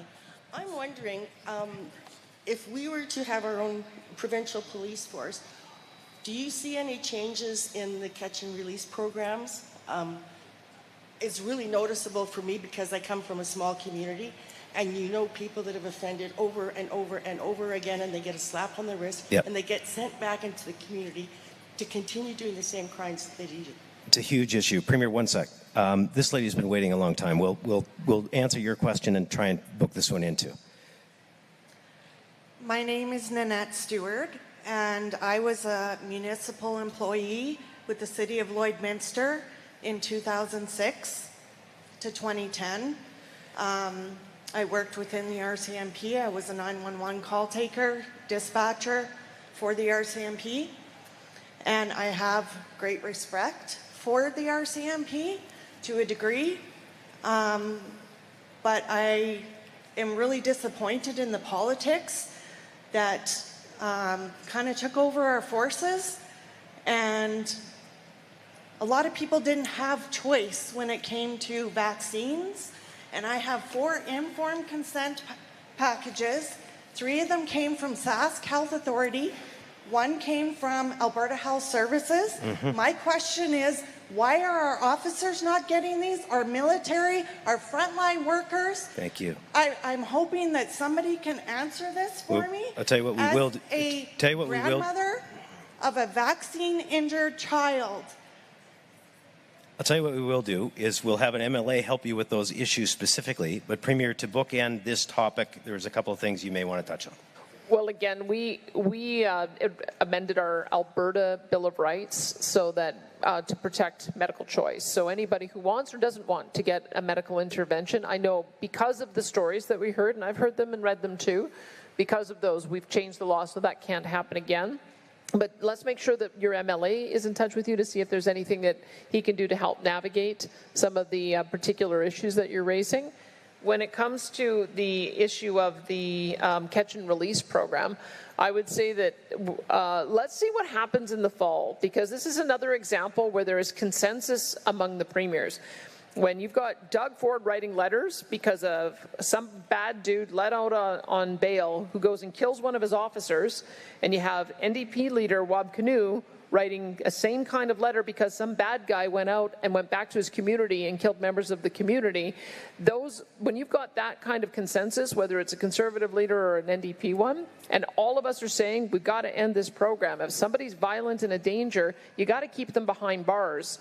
That's what we have to change. The way they changed the law in the past was that they looked at whether a person was suffering trauma because of generational trauma, residential schools, and that's a different consideration about how we help repair that person. The consideration before the court should be, are they a danger? Are they going to get out and repeat offend? Are they going to go kill somebody? And if they are, keep them behind bars. So we need some legislative change to get back to giving the judges more direction on that and less discretion. And it sounds like the Prime Minister has heard us, but we'll have to see in the fall. Ma'am, I think you're the last one in the line on this. Go ahead. Go ahead. Come on forward. Nope. That's it? Okay, excellent. So here's the question. I just want to make one point before we wrap this topic. When we discuss this issue, anybody that serves for the RCMP, that took the oath to protect us, this is not in any way disparaging. We're so grateful for each and every one of them that does. We're saying the bureaucracy itself could be better for Albertans. So the question is, should Alberta create an Alberta Police Service to take over community policing from the RCMP? Who thinks we should? Who's opposed? That is a very strong mandate, and from the people in Lloydminster. That was a great discussion, folks. Thank you. The next issue we're going to talk about is the discussion on constitutional changes. Here's the video. Our next topic is Alberta taking a lead role in working with other provinces to pressure the federal government to amend the Canadian Constitution to empower and better protect provincial rights. The Canadian Constitution, including its Charter of Rights of Freedoms and sections on the division of powers between the federal and provincial governments, is foundational to our democracy. The enforcement of the Constitution by governments and the courts ensures our rights and freedoms are protected, and that our provincial and federal governments generally function as they should. But no document is perfect. Some things that made sense 150 years ago may no longer make sense today. That is why the Constitution contains an amending formula that permits the Constitution to be altered should enough provinces and the federal government agree to it.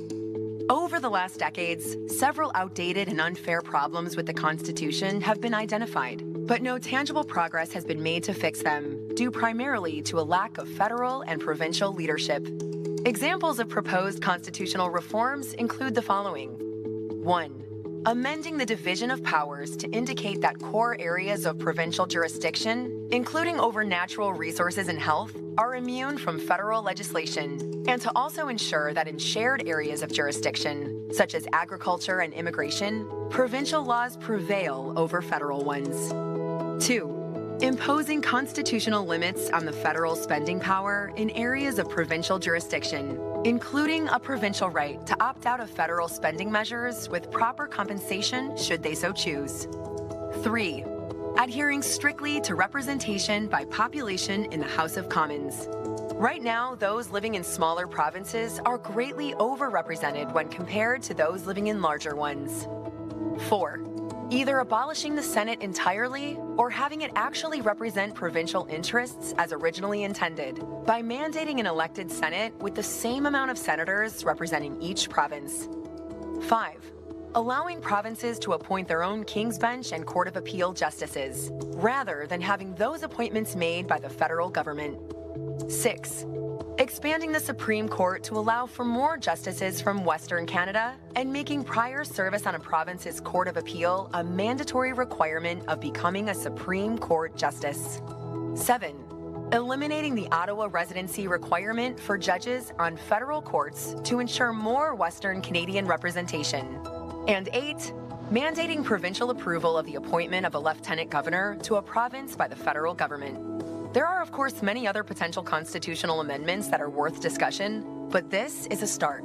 So, should Alberta take a lead role in working with other provinces to pressure the federal government to amend the Canadian Constitution in order to empower and better protect provincial rights?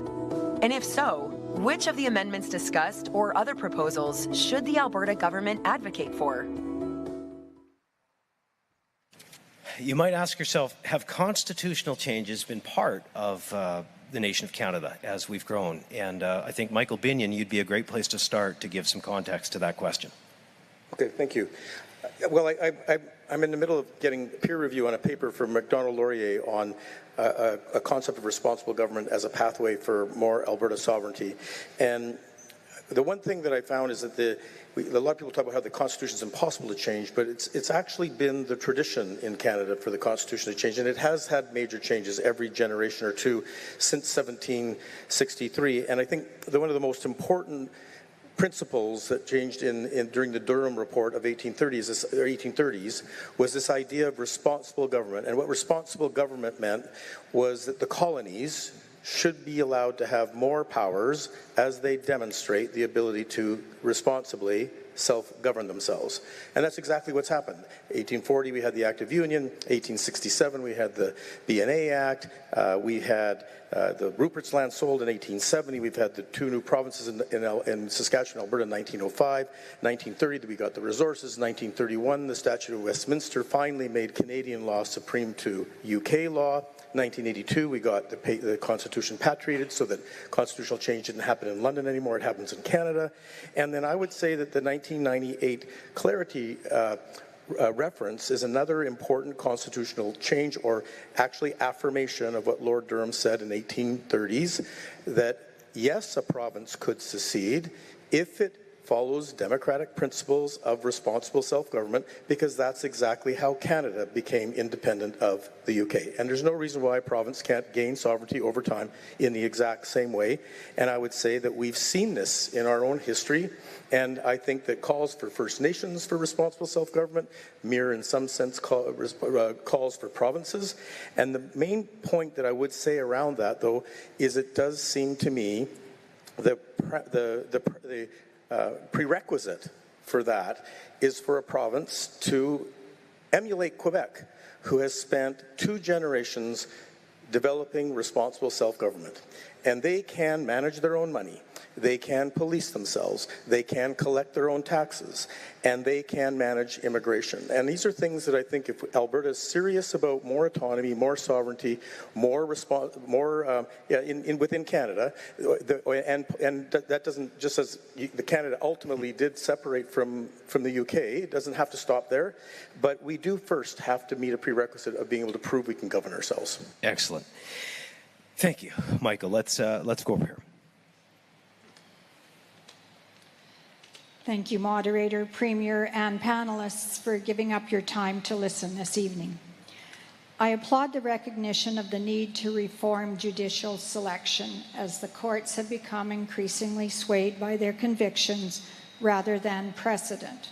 My suggestion is that, tandem to these proposals, you also expose the current pattern since 2016 of selecting only judges for federal and Supreme Court positions who are bilingual.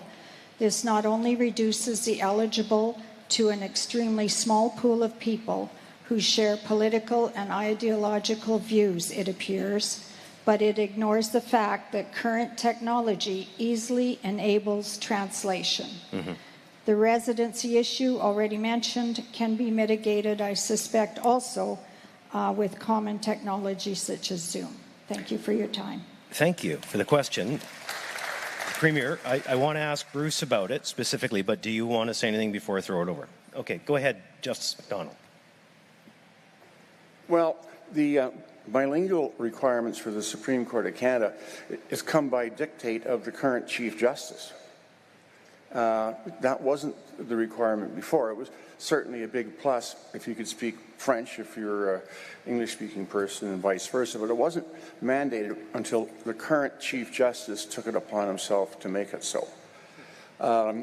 With respect to the residency requirements, I think now you're talking more about the federal court, because the Supreme Court is going to be in Ottawa, and that's where it's going to stay. But again, the federal court is a statutorily created institution, and some of these changes can be actually, well, most of them, all of them, can be undertaken by statutory reform. You don't have to get into a constitutional reform. It can be done by statute. Thank you, Bruce. The other microphone, we'll try and go back and forth. Vicky Dutton, I go back to the Meachly Accord and Bert Brown in the Triple E Senate. I was actually the Saskatchewan chair for the Triple E Senate. I really would like to salute Alberta for, if they would please be a leader in constitutional reform. It is absolutely essential that we address the parliamentary dictatorship and the powers of the Prime Minister's office. And I would like to congratulate you for having this question. Thank you. Can I just ask her a question? Yeah, go ahead. So when America started and they began with 2 senators for each state, they sort of have a precedent for this. So Rhode Island has the same number of senators as California, and somehow that works for America. Can you really conceive of Quebec agreeing to have the same number of senators as PEI? Can you imagine Quebec saying, okay, we'll go from 24 down to 6, and PEI saying, yeah, great, we'll go from 4 to 6, and for that to actually happen? It seems like I get that that's maybe the way it should be, but do you think that would ever happen? I believe it has to start with Canadians. I believe all Canadians are getting denied the constitutional respect we deserve because of the way our Constitution enables a central dictatorship. So essentially, you have to sell this to Canadians. The constitutional reform is equally important to citizens in Ontario, Quebec, as it is to us. And until we fix it, we're all being denied the proper government that we deserve. Let me ask how much, just one more, because I said at an earlier meeting that I'm of the view now that maybe the Senate needs to be abolished and that the counter to the power of the federal government is actually the provincial governments and the provinces. But, you know, that's just my personal view, so that's why I want to flesh out a little bit more what your view is. I think Ted Morton, who was also a big champion of Senate reform, I think he ultimately said that what might work, and maybe it was Preston Manning, is maybe regional representation. So Quebec would keep its 24, Ontario would keep its 24, the West would keep its 24, and we would just jigger a bit with what was going on in Atlantic, because Atlantic is where it really doesn't make sense. Newfoundland has 6, Nova Scotia has 10, New Brunswick has 10, and PEI has 4. But if you had regional balance, do you think that that would get us to where we need to go, or are you still thinking every province needs to have the same number? The issue here is rural versus urban control, I believe. I mean, we've got basically a city-state as it sits right now. The decisions are made in Toronto before they reach us. I can't answer all the questions. I believe this is for greater minds than myself, but I think we all realize that as citizens, we need some type of bicameral balance, which we do not have. And surprisingly, it works in the USA, it works in Australia, but Canada, it doesn't seem to conceive that my province is as equal and important to this country as Quebec is. What was your name, ma'am? Vicky Dutton. Vicky, this is what I would say. Thank you, Premier. Sorry to cut you off. This is why we're doing this, exactly why we're on this tour across the province, is for exchanges like this and ideas like this. We might not solve all of the problems tonight and at these forums, but the question really is, should we take a lead role in working with other provinces to amend what's going on now? And it sure seems like everybody is in agreement on that. We'll get to that question in a bit. And Bruce, if I may, if anyone has another, like an opinion to add to that Senate discussion, it's come up a little bit, but not very much. If anyone else wants to kind of add to it and just add some, your perspective or context, I'd appreciate that too. Excellent. Okay, over here. Speaking on the Senate issue, it seems like talking about the number of seats isn't particularly useful, considering we really have 0 senators, because the senators are appointed by Ottawa. So why? That's a good point. It's a Give great us point. 100 senators. And then my original question, which is very similar, is why bother working with constitutional reform when, as the Premier already pointed out, would Quebec ever agree to it? Probably not. If we get reform, it's going to benefit Ontario and Quebec. So why would we push to try to get reform in the first place? And then also Ottawa doesn't care about the Constitution, it seems. So what's the point of changing a document when they don't honor the original document? Thank you for the questions. Premier, can I turn that into a question for you? So the Prime Minister, the most recent Prime Minister, appointed a bunch of senators from Alberta who do not, I don't think, represent the views of most people. A lot of people weren't very happy with it.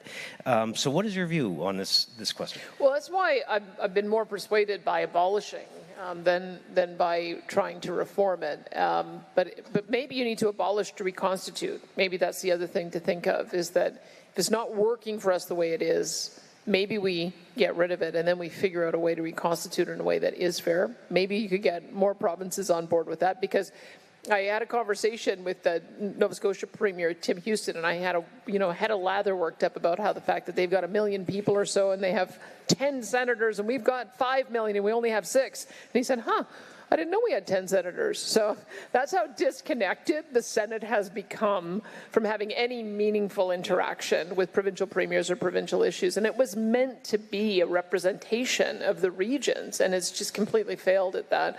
But Trevor had a good comment about ways in which the Constitution can be changed unilaterally by a province, because that's happened a couple of times. And I'll just turn it over to Trevor to talk a bit about Quebec and Nunavut. Come on. He didn't want to.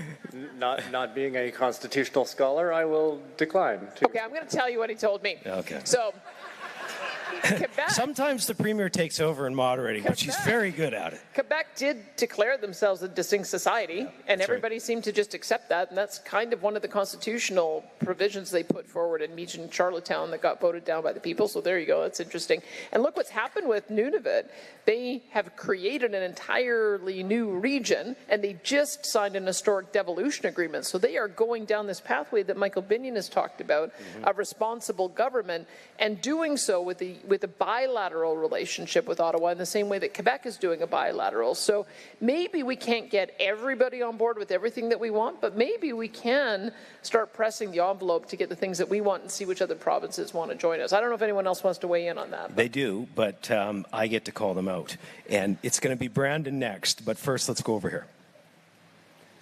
Hey there, my name's Caroline Park, and a few years ago I printed out the Constitution, or the Canadian Charter of Rights and Freedoms, and I hung it on my wall in the office. And I would have Zoom meetings and I would look up at it, and week by week I started to cross out the sections that were not applicable, apparently. So I don't know if we should try and change it and rewrite it. We've been down this path a couple times, and it's like we're going to beat a dead horse here. I think it might be better for the provinces just to push back against the federal government. And honestly, if we were to rewrite something, if we're still under the federal government, it means nothing. Yeah. And that we were all betrayed, and I don't want to have a relationship with them anymore. I trust Albertans, and I trust Alberta leadership way more than the feds. Thank you. Go ahead. Good evening. Thank you, Premier Smith, and all the ministers, and you guys coming to East Central Alberta and hearing out the people from this side of the province. I just feel like with a lot of these topics, we're kind of renovating a house with a broken foundation. Like, we have a Crown Corporation servitude, the way things are structured, and like Vicki had mentioned, we need a new constitution, but even in your question, to empower and better protect provincial rights, should read the citizens of Alberta. Like police forces, governments, everything's allegiance should be similar to the US style, where you allege loyalty to upholding the Constitution, not to a Crown Corporation. And that's part of the whole parliamentary Westminster problem, really, is just the way it's all structured. It's all structured to serve a federal Crown Corporation, where you need to break free of that, put a new foundation under a new Constitution, and build a new Alberta upon it, and then build the other things. We've got a lot to fix, right? What did Churchill say? Democracy is the worst form of government except for all the others? Something like that. I think it was Ronald Reagan who said, the most terrifying words is, we're from the government, we're here to help. That's right. That's exactly right. Go ahead. Good evening, Mark Burrell. I'd just like to point out that we actually don't really live in a democracy when it comes right down to it. We have a organization in Ottawa that's unelected, that has political sway over elected people. They have no accountability, and that's the Senate. It's a pork belly, pork potted, nothing but a pile of crap. So when we're dealing with them, that's what we're up against. It's a stacked deck, totally stacked. You got the federal court in Alberta. They're all stacked by the federal government. We've got a big fight. Yep, you bet. I get the impression you edited yourself, and you did a good job, sir. you did a good job. Thank you. Brandon, from an MLA's perspective, can you, I know you guys are talking about this in caucus all the time, so go ahead, jump in. Sure, thanks, Bruce. I'll add one more Reaganism. There's no such thing, or there's nothing more permanent than a temporary government program, since we're talking about that. I'd love to weigh in on this. I love the discussion on the Senate, but when I look at this issue, I kind of hone in on the division of powers, and I said this last night in Fort McMurray, like, a lot of the reason why we're here stems from this issue. So the Premier made reference to, I think it was 15 lawsuits that are ongoing because the federal government is not respecting the division of powers in the Constitution. So clearly there's a problem, and you look at the real world, Bill C-69, the emissions cap, which is just a production cap, the clean energy regulations, the beats just go on. So I think by taking a look and having these conversations with other provinces who there's no other province who also wouldn't agree with us that we need to look at this division of power and make sure that the provinces have more sway. So if we can take a look at our Constitution, add more clarity, and then also look at the federal spending power in the constitutional world, that could make a huge difference for Alberta. We could be talking about generational wealth. If we can have these discussions successfully, that will enable Alberta to continue to develop our resources, to continue to become the energy superpower that we know we can be. And right now, this very issue that's literally written down, division of powers, is standing in the way. Whether it's just because confusion, or it's not clear, or it's not written the way that it should be, or unfortunately, as we've seen, the federal government just ignoring the cases where the Supreme Court agrees that our interpretation of the Constitution is right. So point taken, yeah, it's going to be extremely difficult to get consensus on some of these constitutional issues, but I think by drilling in on those two things, the division of powers and the federal spending power, we can get consensus, we can get that written down, and then, as I like to say, they'll get out of our way and we can let Alberta cook. So I think those are really, really important issues. All right. Thank you, Brandon. MLA Lunty, Premier, I don't know that we need to even add to that, but if you'd like to before I get to the question. Okay, let's do the question. Here it is. Should Alberta take a lead role in working with other provinces to pressure the federal government to amend the Canadian Constitution to empower and better protect provincial rights and all Albertans? Yes. And who says no? Okay. The next issue tonight is immigration reform. Here's a bit of a setup video.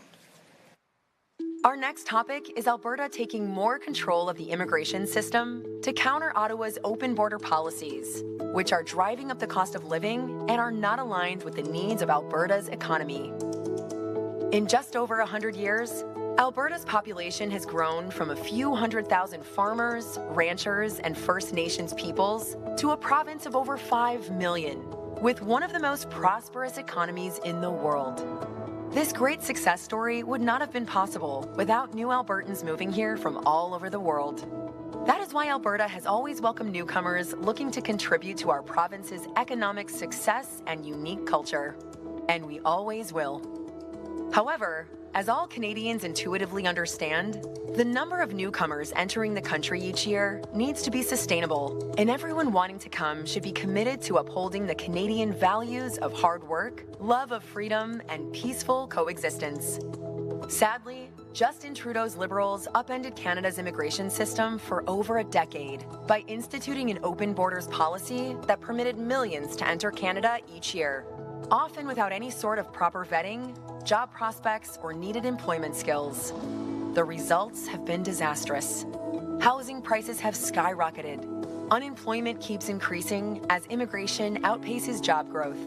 And sadly, many of the divisions and disputes that plague other countries have begun making their way into ours.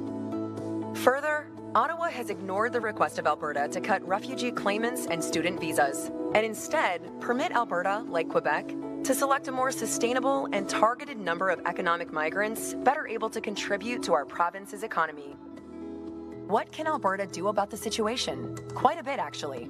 You see, under the Constitution, immigration is a shared area of responsibility between the federal and provincial governments, which makes sense. Essentially, the federal government gets to decide who they let into Canada, but it's up to the provinces to provide the vast majority of the social programs that newcomers need. So obviously, we should have a say about who is coming here.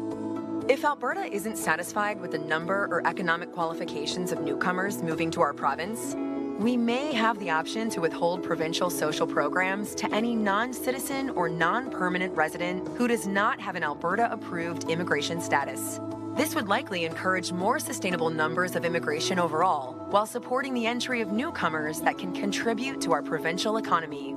If Alberta went this direction, Ottawa could decide to fight Alberta on this issue in the courts, and there would be some additional costs in taking a more hands-on approach to immigration. However, much, if not all of that cost, could be offset in corresponding savings to our social programs. So, should Alberta take more control of the immigration system in this way, or continue with the status quo? And how can our province convince Ottawa to act more responsibly with their immigration policies in the future? Just want to make one comment before we go to Sumita on the end here to open us up. You know, sometimes when this topic comes up, it gets heated, and somebody will say, "Well, how can you talk down, to immigrants or these types of things?" Let's be very clear. That is not at issue. What is at issue is, are there too many people too fast, and do we need to do something about that? And that's what we're discussing, like adults. And somebody with a great perspective on this who came to this country to build a future for her family is Sumita Amnan, who's on the end of our panel and just one of the strongest women I've got to know. Sumita, would you share your story a little bit on what your thoughts are on this issue? Yes, Bruce, thank you very much for asking me to share my story as well as my thoughts. Alberta, for us, isn't just a place on the map. It's our home. It's where my family arrived 30 years earlier, full of hope, ready to build a life. We found a good job, affordable housing, and found a safe, welcoming community to raise our children. That's the Alberta we came to know and love, a place that offered not just opportunity, but a sense of belonging. Now, more and more people are coming here for the same reasons, drawn by the same hope, and we have a problem. And that's something to be proud of, truly, the reason why they're coming here, but it also means we need to be a little more thoughtful. Because the very things that make Alberta special, our schools, our neighborhoods and job opportunities, are starting to feel the strain. This isn't, ladies and gentlemen, about pointing fingers. This is about finding the balance. Growth is a good thing, but only when it's guided by care, by planning, and by a commitment to protecting the quality of life we all cherish. And it's up to all of us here, to make sure the promise endures for our children and the sake of our grandchildren. Thank you. Thanks, Sumita. And there's Thank you. There's some context in the numbers that the Premier will give us in just a minute, but first let's go to a couple of the microphones. Start here. Hi, my name is Dorothy Switzer. I just want to speak. I don't think it's a provincial issue. I think it's a federal issue, but it's really hard for my grandchildren to get jobs right now because federally, I believe the federal government is sponsoring the not like you, ma'am, but the illegal immigrants, 50% minimum of their wages, and then the businesses pay the other 50%. So my grandchildren don't have a shot at getting a job because they're not financeable because they're Canadian. I don't know how to address that, but it's a frustration for a lot of us. Right. It's right. I think it's a temporary foreign worker problem. So, sorry, were you finished? Carry on. Yes, I'm finished. You're finished? Okay, great. So, Premier, do you address that? And then, for context, I don't think people realize how the numbers have changed over the last decade. Let me start by saying we're looking at those numbers too on youth unemployment, and they're alarming. When we are booming as an economy, our youth unemployment rate is always slightly higher than the general rate, but it gets normally down to 9 to 11%. It's at about 19 or 16% right now, and even higher in certain age groups. Young men, I think, age 24, we're up to a 19% unemployment rate. So it is a real problem. We think that we probably have to create some kind of incentive program to give young people that opportunity to have a first job. And so we've got some policy that we'll be rolling out next week to try to incentivize that. And we are asking employers that it may have been in the past that it was easier to go through the temporary foreign worker process, that having an adult worker who's a little bit more mature, maybe able to work more hours, maybe that's been an advantage to a business, but we are cutting ourselves off. If we don't give that child, that kid, a first job, then they don't get their second job and their third job and their fourth job. So we've got to reset and make sure that our young people are taken care of and see those numbers come down. So I agree with you on that. We're going to try to put some policy in place for that. But to understand why people are connecting those two things is the federal government did change policy that in the past, between 2009 and 2019, so this was pre-COVID and this was under different governments, we were getting in about 0.6% of our population of international arrivals. So that's about 275,000 people a year. Last year it was 1.8 million. So you can see, if you're seeing the pressure, you're seeing housing prices going up, you're seeing it hard to get rent, you're seeing it hard for the people in your immediate circle to get jobs.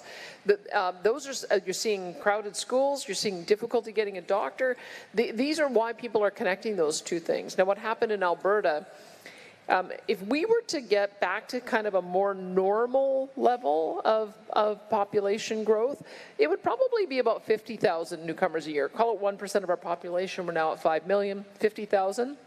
In the last 3 years, we've had 450,000 come here. So that is I don't think any of us anticipated there'd be that kind of movement, but none of us knew that all of the limitations would be taken off. The temporary foreign worker program, international students, reunification, asylum seekers. The one area where we know that we need newcomers is in the economic categories, having an employment-driven immigration policy like we used to, and the federal government has shrunk those areas. That's also why we have fewer abilities to nominate people to the provincial nominee program. So that's what we're talking about. So let's get back to a more normal level of immigration, and then let's have Alberta take more of a lead like we see in Quebec so that we can offer jobs to economic migrants in those areas where we know we don't have local workers to be able to fill them. And that should be able to solve the dual problem. That's what we're talking about tonight. It's a little bit more like what Quebec does. Thank you, Premier. Over here, sir. Thank you, Premier and panel, for allowing us to speak. Does anyone on the panel know exactly how many immigrants we allow into Canada monthly, or exactly how many immigrants gain permanent residency or citizenship monthly? That's a rhetorical question because no one knows the exact data on immigration because of all the different pools the immigrants gain access to Canada, whether it's asylums, refugees, or student status. And that's troublesome. I believe this information should be easily available to all taxpayers and be clear and concise with exact data. Right now, I truly believe we are in an immigration crisis. I can go off about how some of my fellow natives have proof of these immigrants stealing our women and children, but I have limited time right now. So my question is, would you consider entering a state of emergency or take some sort of form of bold action, like cutting all social services to the new immigrants to deter the immigrants coming to Alberta? We know Calgary was ranked #1, Edmonton #3. It won't be long before they flood our province. Thank you for the question. Thank you for the questions. One of the reasons we're here is to pick up some great ideas from you all as well. But Premier, I know there are some things in the works. I don't know how much you can speak to tonight. Do you want to? Well, only to say that what should the future state look like? For some reason, under our Constitution, Section 95 has always been of great interest to me because it's an area where we say we have concurrent liability or responsibility with the federal government. But the way that section is written is very interesting. It says the provinces shall make laws on immigration, and that the federal government shall make laws from time to time. We've got it completely flipped. It's the federal government who makes the laws all the time, and we make the laws never. So I think that it's a misreading and a misapplication of the Constitution. So how do we reorient it that? Well, in my personal view, I think we should be the ones in Alberta to do the labor market review, to find out where the jobs are needed. We should be the ones to issue the temporary work permits, to bring in newcomers to fill those jobs either on a temporary basis or permanent basis. And we should be the ones who nominate for permanent residence, and then the federal government should be the ones who make the decision on citizenship. I think we've got it almost exactly backward. And if we were to do it that way, then we'd identify the number that we think we could bring in through economic. I think it's, as I said, about 50,000, probably about 2/3 of those should be economic. Then you'd also have a number that you determine for parental and family reunification, and there'd be a certain number of asylum seekers that we would have as well. But we have to get back to the kind of more conservative policies that we had prior to COVID. I don't know what happened during COVID, but it did go haywire on all fronts. And so that's something that we could only do if we take control over immigration the way I think the Constitution intended us to. Seems reasonable. Just before I go to you, ma'am, Dr. Zhu also came to Canada, first generation Albertan. Could you share when and why you came and the difference in what you see from then to now in terms of immigration? Sure. Thanks, Bruce. So I come from a family rooted in the practice of traditional Chinese medicine 33 years ago. So my father took me and my family to Calgary. We never left. So we like the place. So we're so grateful, you know, we are Calgarian and Albertan and Canadian. So back then, you know, the country helped us a lot, helped us to settle down, and we contributed back by bringing acupuncture, a profession that's barely known, you know, to Canada pretty much. And now it is a regulated profession under the Health Professions Act. So, you know, when I think back, you know, so the immigration system back then is like two-way street, right? So we came to Canada, and there's systematic programs helping us to settle in, and we contribute back. But today, if you look at it, it's like the open door immigration policies. We got thousands and thousands of newcomers, and most of the newcomers, sometimes they cannot even find a job. And we have employers, we cannot find employees. So it's total mismatch. It's a policy that's created by the federal government. I have no idea how the policy works, but I just think we need a much smarter policy. And I think if provincially we can control immigration, I think our government is much more smarter. Mm-hmm. Well, you'll get no argument here, Dr. Zhu. Thank you. Okay, go ahead, ma'am. That kind of fits in with what Dr. Zhu just said. My thought, when these immigrants come into our country and they can't find jobs, they have an expectation. I hear so many newscasts or podcasts that I listen to. They are expecting us Canadians to keep them, to pay their way, to give them residences, to give them a cell phone, to give them. And then it's kind of two parts. I know I'd gone to the Alberta General Meeting in November, and Danielle, you mentioned in regard to elections, how maybe we should put a C on people's driver's license so we know they're citizens, because I work all the elections and it's like we're bombarded and you are trusting people, but there's a lot of expectations on immigrants coming in. Premier? We're actively consulting right now on that exact idea because in some ways it would make it easier for Canadians to get access to the programs that we have, because there's some programs we offer that are only available to Canadian citizens, especially through social services. So we are consulting on that idea right now, and voting is one of those things that is only available to Canadian citizens. So we'll have more to say on that very soon. But you're right. If we were to take the approach of being able to choose, for instance, those who want to come on an economic path to open a business, then they're coming with investor dollars. If we were to choose people of a certain profession, then they're automatically coming and being a taxpayer. Those would be the reasons why we should be leading with an employment approach to immigration. And then fill in. I mean, there are good reasons why you have family reunification. Sometimes being able to bring over mom and dad helps with babysitting, and so that's one. And many newcomers have intergenerational families living under one roof, but then the working parents are able to pay for the benefits for their loved ones. So those are the kind of things that were working in the past so very well. That's why everybody we had a societal consensus that we had a really good immigration system, and they've kind of blown it in the last couple of years. And I think what we're just saying is, let's get back to the way it was working before. Absolutely. We've got one more in each line, and I got to move to the next topic. So we'll go here and then here. Go ahead. Thank you, Mrs. Smith, for coming here. First of all, because our voices need to be heard. I am so tired of having how'd you put it, a crappy relationship with my federal government that I do not choose to have and will never accept. I don't call myself Canadian anymore, I'm Albertan. I'm done with it. I've raised 4 kids that are all concerned about never owning a home, never being able to have children.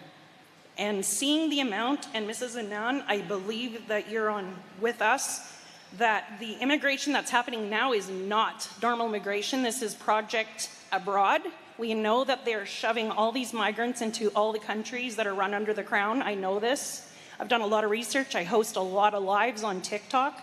I've had entitled people telling us that they believe that they're here in Canada, they get everything for free. They're getting over $3,000 a month, when my mom, who's retired, gets maybe $1,600 with her pension. So I want to know that, you know, this has to be stopped. We're not vetting these people.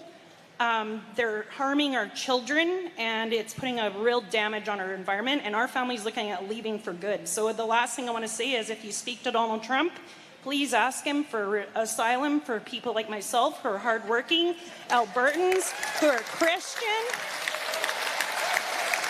who are, I want to say it. Thank you. Hardworking Albertans who are Christian, who believe in the nuclear family, who are patriotic, and don't have any faith in any of the government. They're all cut from the same bird. I think that was just about 46. You went 1 second over, but it was well worth it. Over here for the last one. So after that gentleman over there spoke, I have family and friends that are watching online, and I was sent a question to ask you, especially after what he said. And hearing what you're saying about talking about fixing the immigration in Canada, does that include also removing the immigration problems that are already in Alberta? Does that mean you're going to look at deportation? Does that mean you're going to take the stress off of our justice system with the immigration violence that is happening on a daily basis all over our street? Does that mean you're actually going to stand up to the federal government and ship all these people back to them and make it their problem?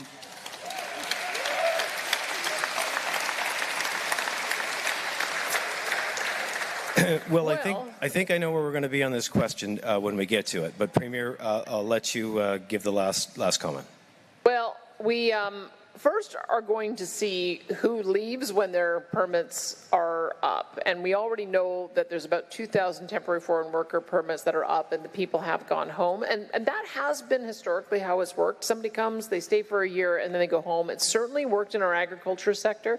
In fact, I think we would have a really hard time staffing our agriculture sector if we didn't have that kind of staffing. So I don't think we're at that point just yet.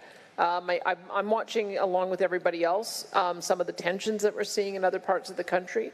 One of the challenges we are going to face, I'll be frank with you, is we hosted a lot of Ukrainians under their QIT visa.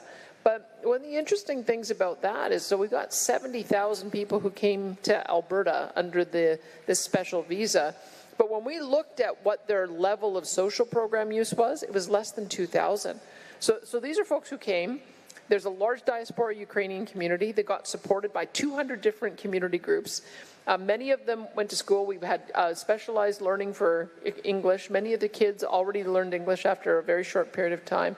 Going to school, they're starting jobs, starting businesses, and they are self-supporting. And so that's the challenge that we have, right, is that some people who did come here under distressed circumstances are doing very well, and they're fitting in, and they are contributing. So I don't want to sort of take a blanket approach to how we might deal with that when those QIT visas come up for renewal again in March. They've been extended a couple of times, but that's why we have to just monitor it on a case-by-case basis. Let's stop the problem, and then let's see whether or not over a period of time those who are here can be absorbed, and we can get everybody working to the level of their ability.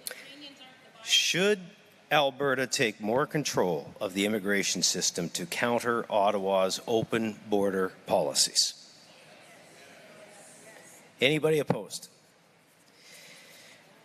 The last topic, and remember, if you didn't get to a microphone and you wanted to comment on one of the other ones, I know that was the case on the Alberta Pension Plan, we'll make time. So the last topic, the last video, is on the provincial tax collection. Here it is.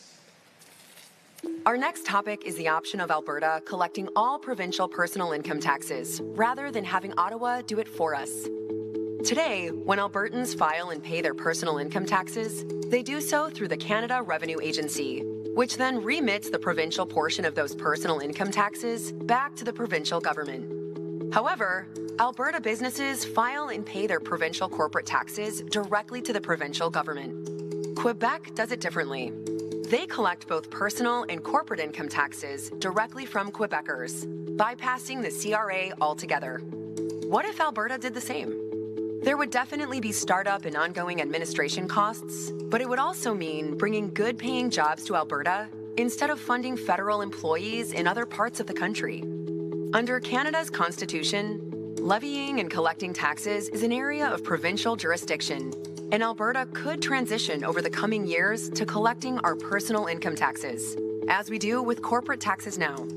So what are some of the benefits to Alberta collecting its own personal income taxes? 1. Better provincial tax policy. Currently, Alberta sets its own tax rates and credits, but definitions and treatments of income are still largely tied to federal rules, which limits our flexibility to implement more effective and competitive tax policy. We saw this recently when the federal government changed the rules on capital gains for doctors and other professionals, and Alberta was effectively forced to follow those same rules as it related to provincial personal income taxes. If Alberta were to collect its own taxes, we could tailor our entire tax framework to better reflect our economic realities and provincial policy goals, while declining federal changes to certain portions of tax policies that detrimentally affect provincial income tax policy. This could open the door to streamlining calculations and simplifying provincial income taxes for Alberta residents.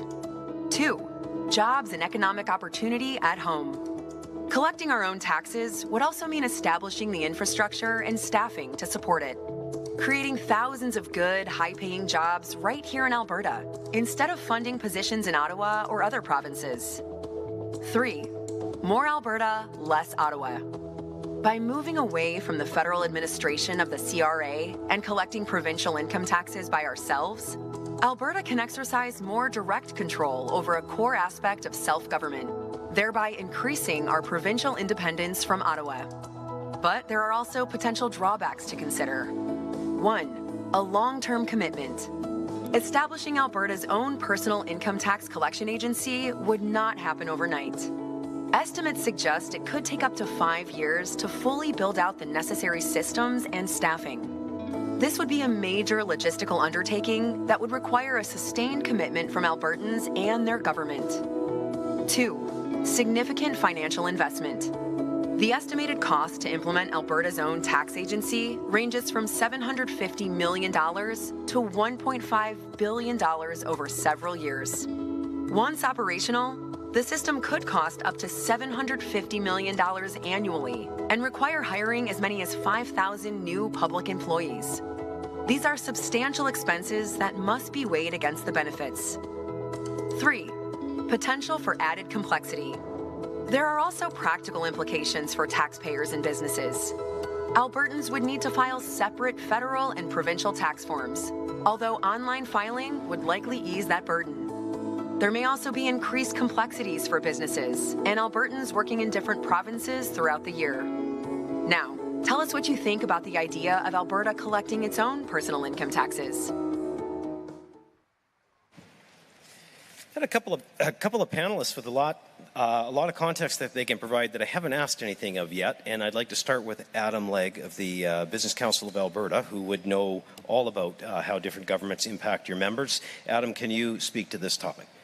Yeah, thanks, Bruce, and thank you all for being here this evening. Yeah, I represent businesses across the province, and the way they would view an initiative like this, or the proposal like this, while there's still lots to be worked out, is that their objective is to try and find and keep the best people that they can in their companies. And if we can differentiate ourselves as a province by collecting our own taxes and being able to do more competitive things, like in the video I talked about the capital gains tax, we could find ways that Alberta could further differentiate itself from a personal taxation standpoint that would bring more people and workers to Alberta that the companies could then hire and employ. And so many of the proposals again this evening, like the pension plan, the police force, or immigration is one that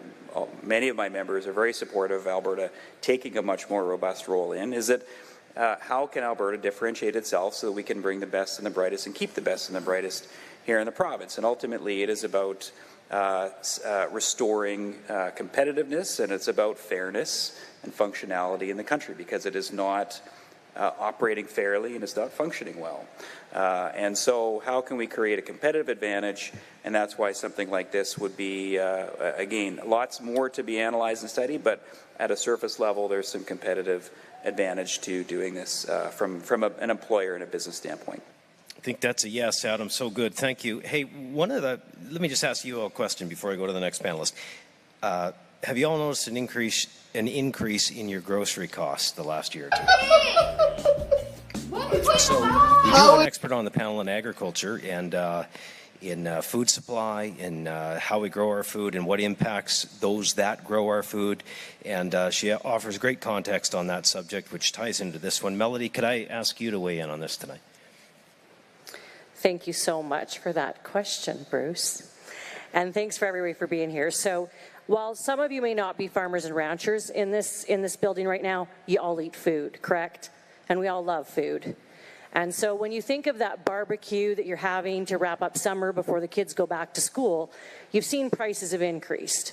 Grocery prices are on the rise, and food affordability is probably one of the biggest concerns I'm hearing when I talk to people, and we've definitely heard it at this panel. The challenge when we talk about the federal influence on policy is very simple here. Food, water, shelter. 3 areas that are your basic needs. 3 areas where policies need to be very fluid and flexible to allow us to provide the basic needs. We're not seeing that happen. We're seeing the federal government right now with things like fertilizer and greenhouse gas emissions. They're tying our hands of farmers and ranchers to get access to resources because they need to have environmental farm plans. There's this whole level of environment. And I want to be clear by saying this. Farmers and ranchers care about the environment and the land. We need it to make a living. What we don't need is Ottawa telling us that you have to do X, Y, and Z, which drives up our cost of production, our administrative costs, which ultimately drives up the cost of food, and then the middleman takes more as well. So I think it behooves us all as Albertans to ask every level of government, and that's what this panel is doing from the federal perspective, is what are you doing to help us with affordability so we can have that birthday cake with Alberta sugar, so we can have that steak and we can have that bacon and eggs on a more regular basis. That's what I'd like to get back to. Hear, hear. Thanks, Melody. I'm going to invite those of you who didn't get to the microphones earlier that had a comment on the previous sections, the discussions, go ahead and line up, because I want to make sure you get an opportunity to tonight, but we'll carry on here. Good evening, Brewster. It's Strengths, Dinosaur from Drumheller here.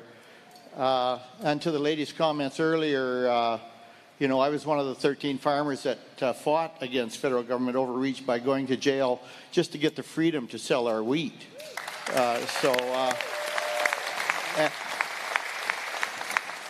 But 30 years ago, we started a movement, and then a few years later in -12, we started another movement, and I was fortunate enough to be elected with our present premier at that time, another movement. There's another movement growing in the province as well. And I'd like to change all these questions instead of should Alberta to Alberta should. And it's high time, ladies and gentlemen, that we stood up. And my question is to the Premier, how can we drive accountability to the feds? You've breached the question in several different ways, but how can we as a province and we as Albertans drive accountability to this? You're seeing this on the federal or international stage, even with Putin and Trump. Yep. You know, there's people dying. There's not people dying here yet, but there's a horrible bullying federal-provincial relationship going on here that needs to stop. The former MLA and Drumheller Stettler. Rick, thanks for coming. Premier, go ahead. So glad to see you're still advocating, Rick. Nice to see you. I would say that things changed dramatically when the new U.S. president came in November and completely upended the relationship between Canada and the U.S. And what I found so interesting about that is all the things that myself and Rebecca Schultz and our caucus and our ministers have been saying for 3 years. All of a sudden, everybody said, "Oh yeah," and it was like a 180-degree switch. And that's the thing that I found that I would say we have a moment in time right now to change things, because every single premier is concerned about federal intrusion in their affairs. Every single premier is worried about the catch and release. They're worried about the carbon taxes. That's the reason why the very first action of the new Prime Minister was to get rid of the carbon tax. So I'm maybe a little bit more optimistic than you are, Rick, because I know that it's been a terrible 10-year run under the previous Prime Minister.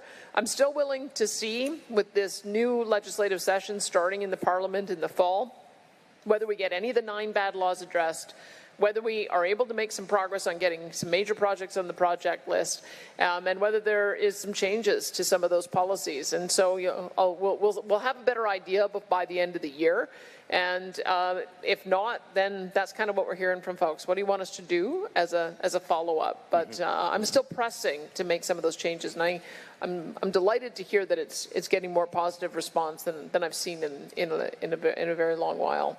Excellent. So I'm going to ask our volunteers just to cut off the lines. We want everybody that's in the line to be heard tonight. Premier, obviously, you're going to make some closing comments before we wrap up tonight, so nobody needs to head out. But we're getting close to 8:30, and I want to keep it as close to time as I can.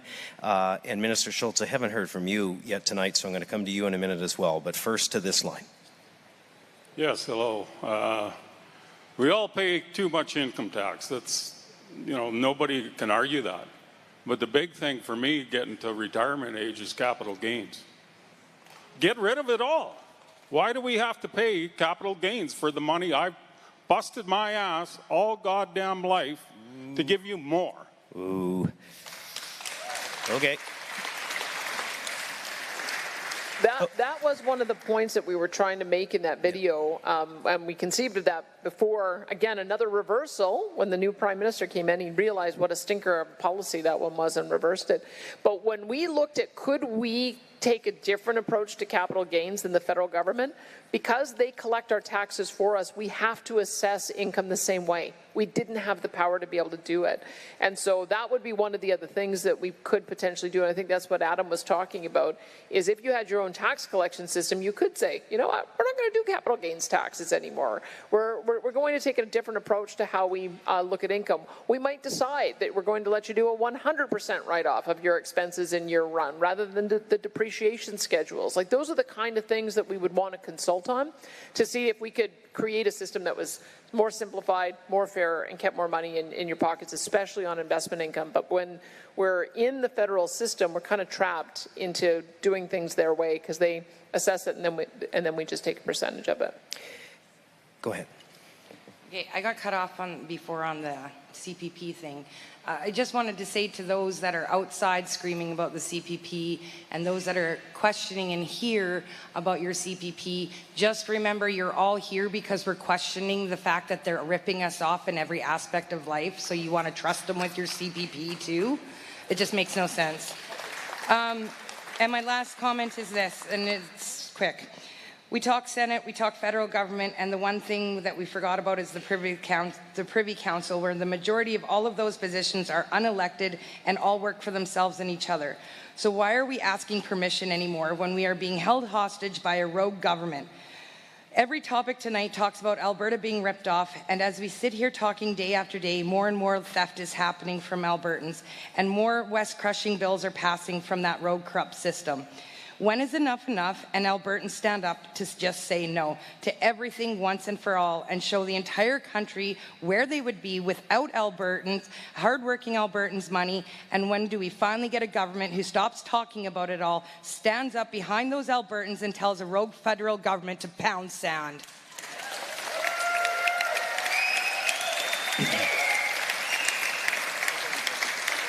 We haven't, this is a perfect time to ask our Environment Minister to make a comment.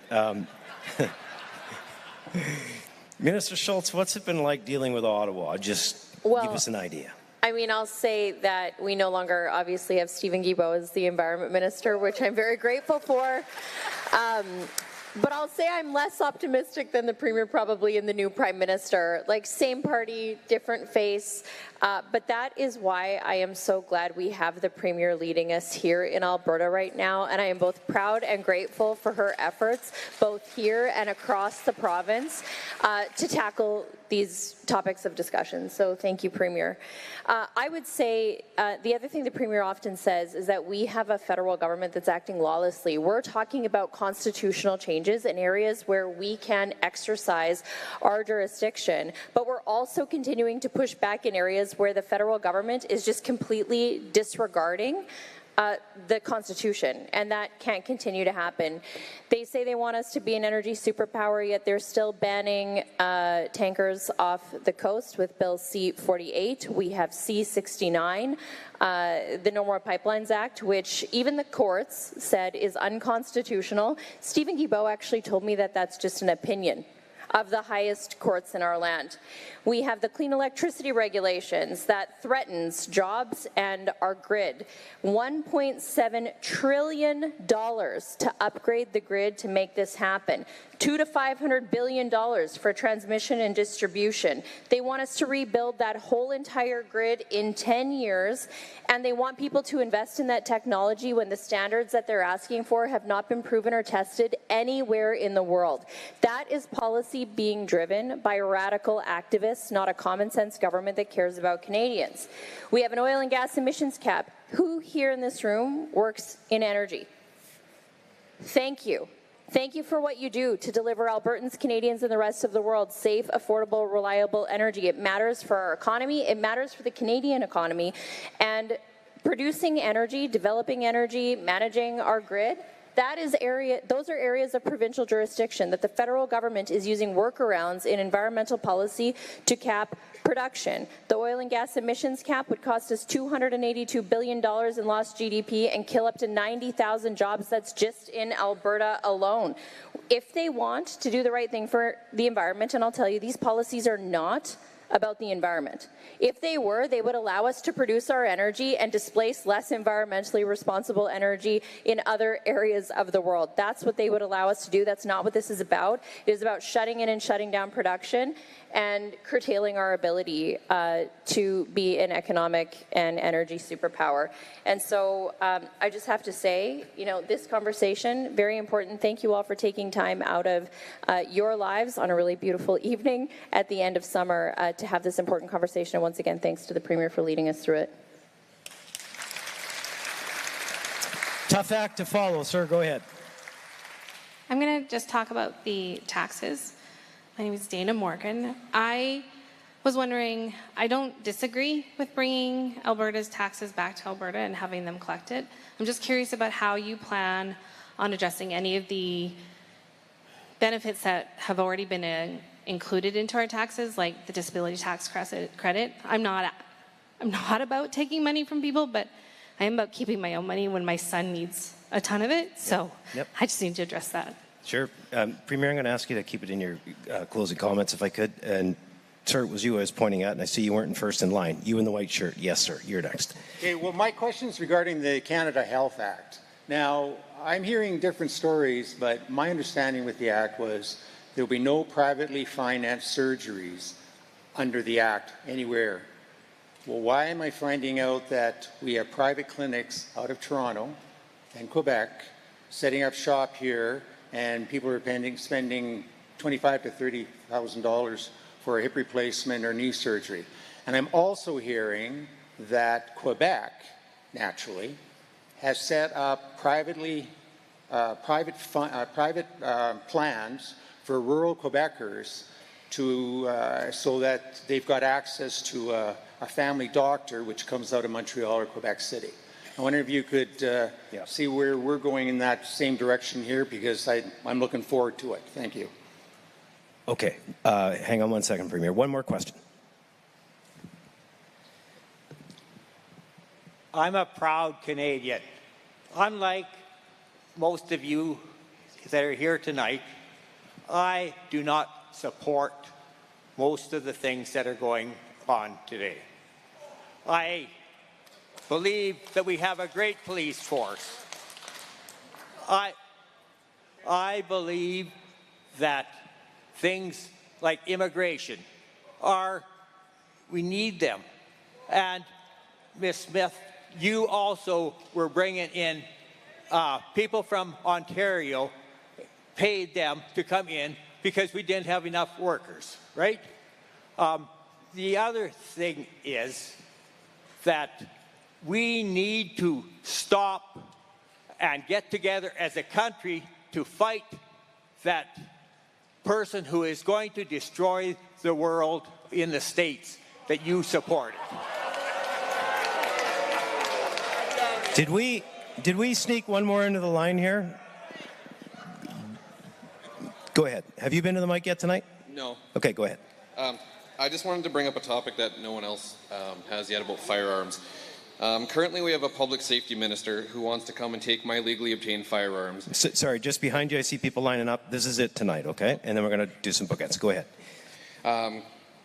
We have a safety minister who wants to come take my legally obtained firearms, in which I took a safety course for, legally purchased, but he can't define what a restricted position acquisition license is. He had to recuse himself from a terrorist organization, which is the Tamale Tigers. I will not be handing them over to the federal government because I'm not supposed to give my firearms to criminals. So I'm not going, so I can't go to the range. I can't do my sport shooting with 90% of my firearms because I became a criminal overnight with an unjust gun grab fraud. I know that Premier Smith is familiar with the homeowner in Ontario who was just charged with injuring a home intruder who had a crossbow. You should ask her about it.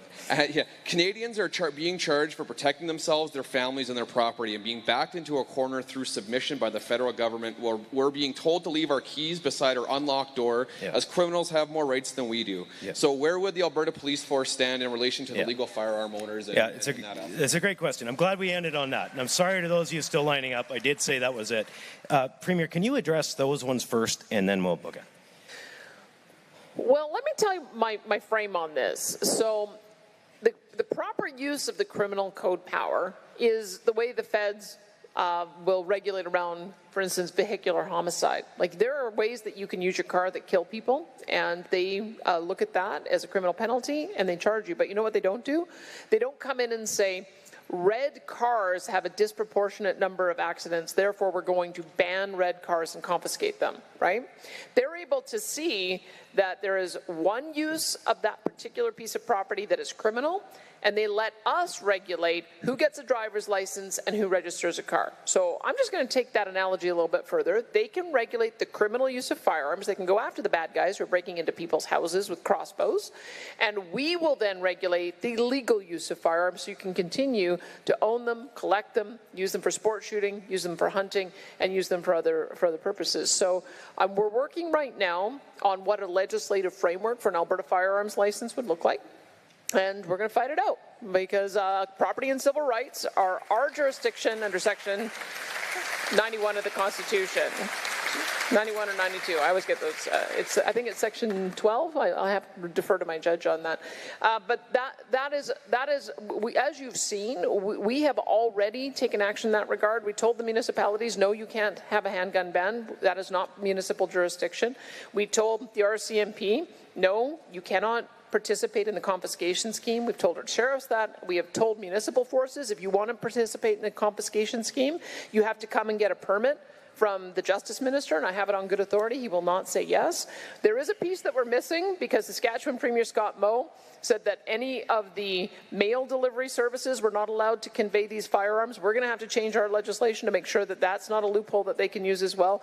We've also passed our own Firearms Act, and we will do everything we possibly can to make it as difficult as possible for anyone to get the permit that they need to participate in that program. That's our ability to do that, using our ability to regulate on professions. So in short, you'll see that us and Saskatchewan are going to do whatever we can to make sure that we're defending firearms owners' rights. And I know we're coming up to a deadline here, so just have some patience because we know how important that is. We just have a different approach we want to take in Alberta, and I think that is what the Constitution allows, and we'll see what the courts say about it. All right.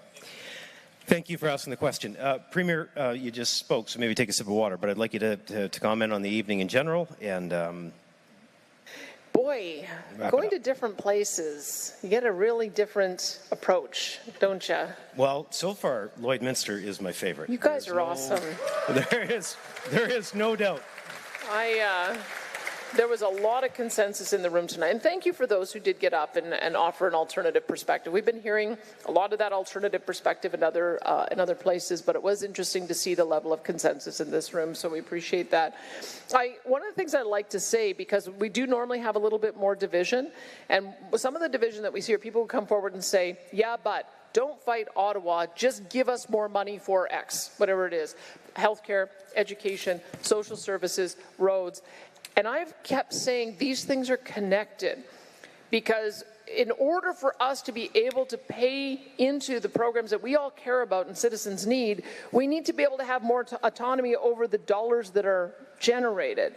So one piece is what we heard earlier. Ottawa takes the lion's share of the money, and we have the lion's share of the cost. That has got to change. If we were able to get an appropriate amount of tax dollars here, we would have tens of billions of dollars more to be able to pay for the schools and the hospitals and the roads and the social workers and the teachers and the doctors. That's why they're connected. If they would just let us build more pipelines to get more of our product to market, whether it was, let me give you the number so that you just know how big it is. If they hadn't canceled Northern Gateway, that was approved and the federal Liberals canceled it. We were well on our way to getting Energy East up and running, except for they couldn't see an end to the regulatory process after spending $1 billion, so they pulled the plug. We were building the Keystone XL pipeline, and they didn't lift one finger to help us with the American administration when they turned around and canceled it 5 seconds after Biden got elected. If we had had those 3 pipelines built, they'd be built today, and we'd be selling 2.5 million barrels of oil per day more. At today's prices, that's $55 billion in GDP, of which governments get about 40%, and we split it with the feds 50-50. So we would have more money to do the things we needed to do. The feds would have more money to meet our international obligations on defense. This is why it matters when the federal government interferes in our jurisdiction, interferes in the things that we want to do. It impacts our quality of life. And so that's why I'm very pleased that you all participated this evening. I think that this is the only way that change ever happens, is when people get into a room and they talk about the things that are getting them really working up a head of steam, and then we go forward and we make the change. And so I know you could have done 1,000 things this evening on the dying days of summer, and as you're getting ready to get the kids and grandkids to school. So we're glad that you spent it with us this evening. Thanks for the conversation, and we're looking forward to having more of them.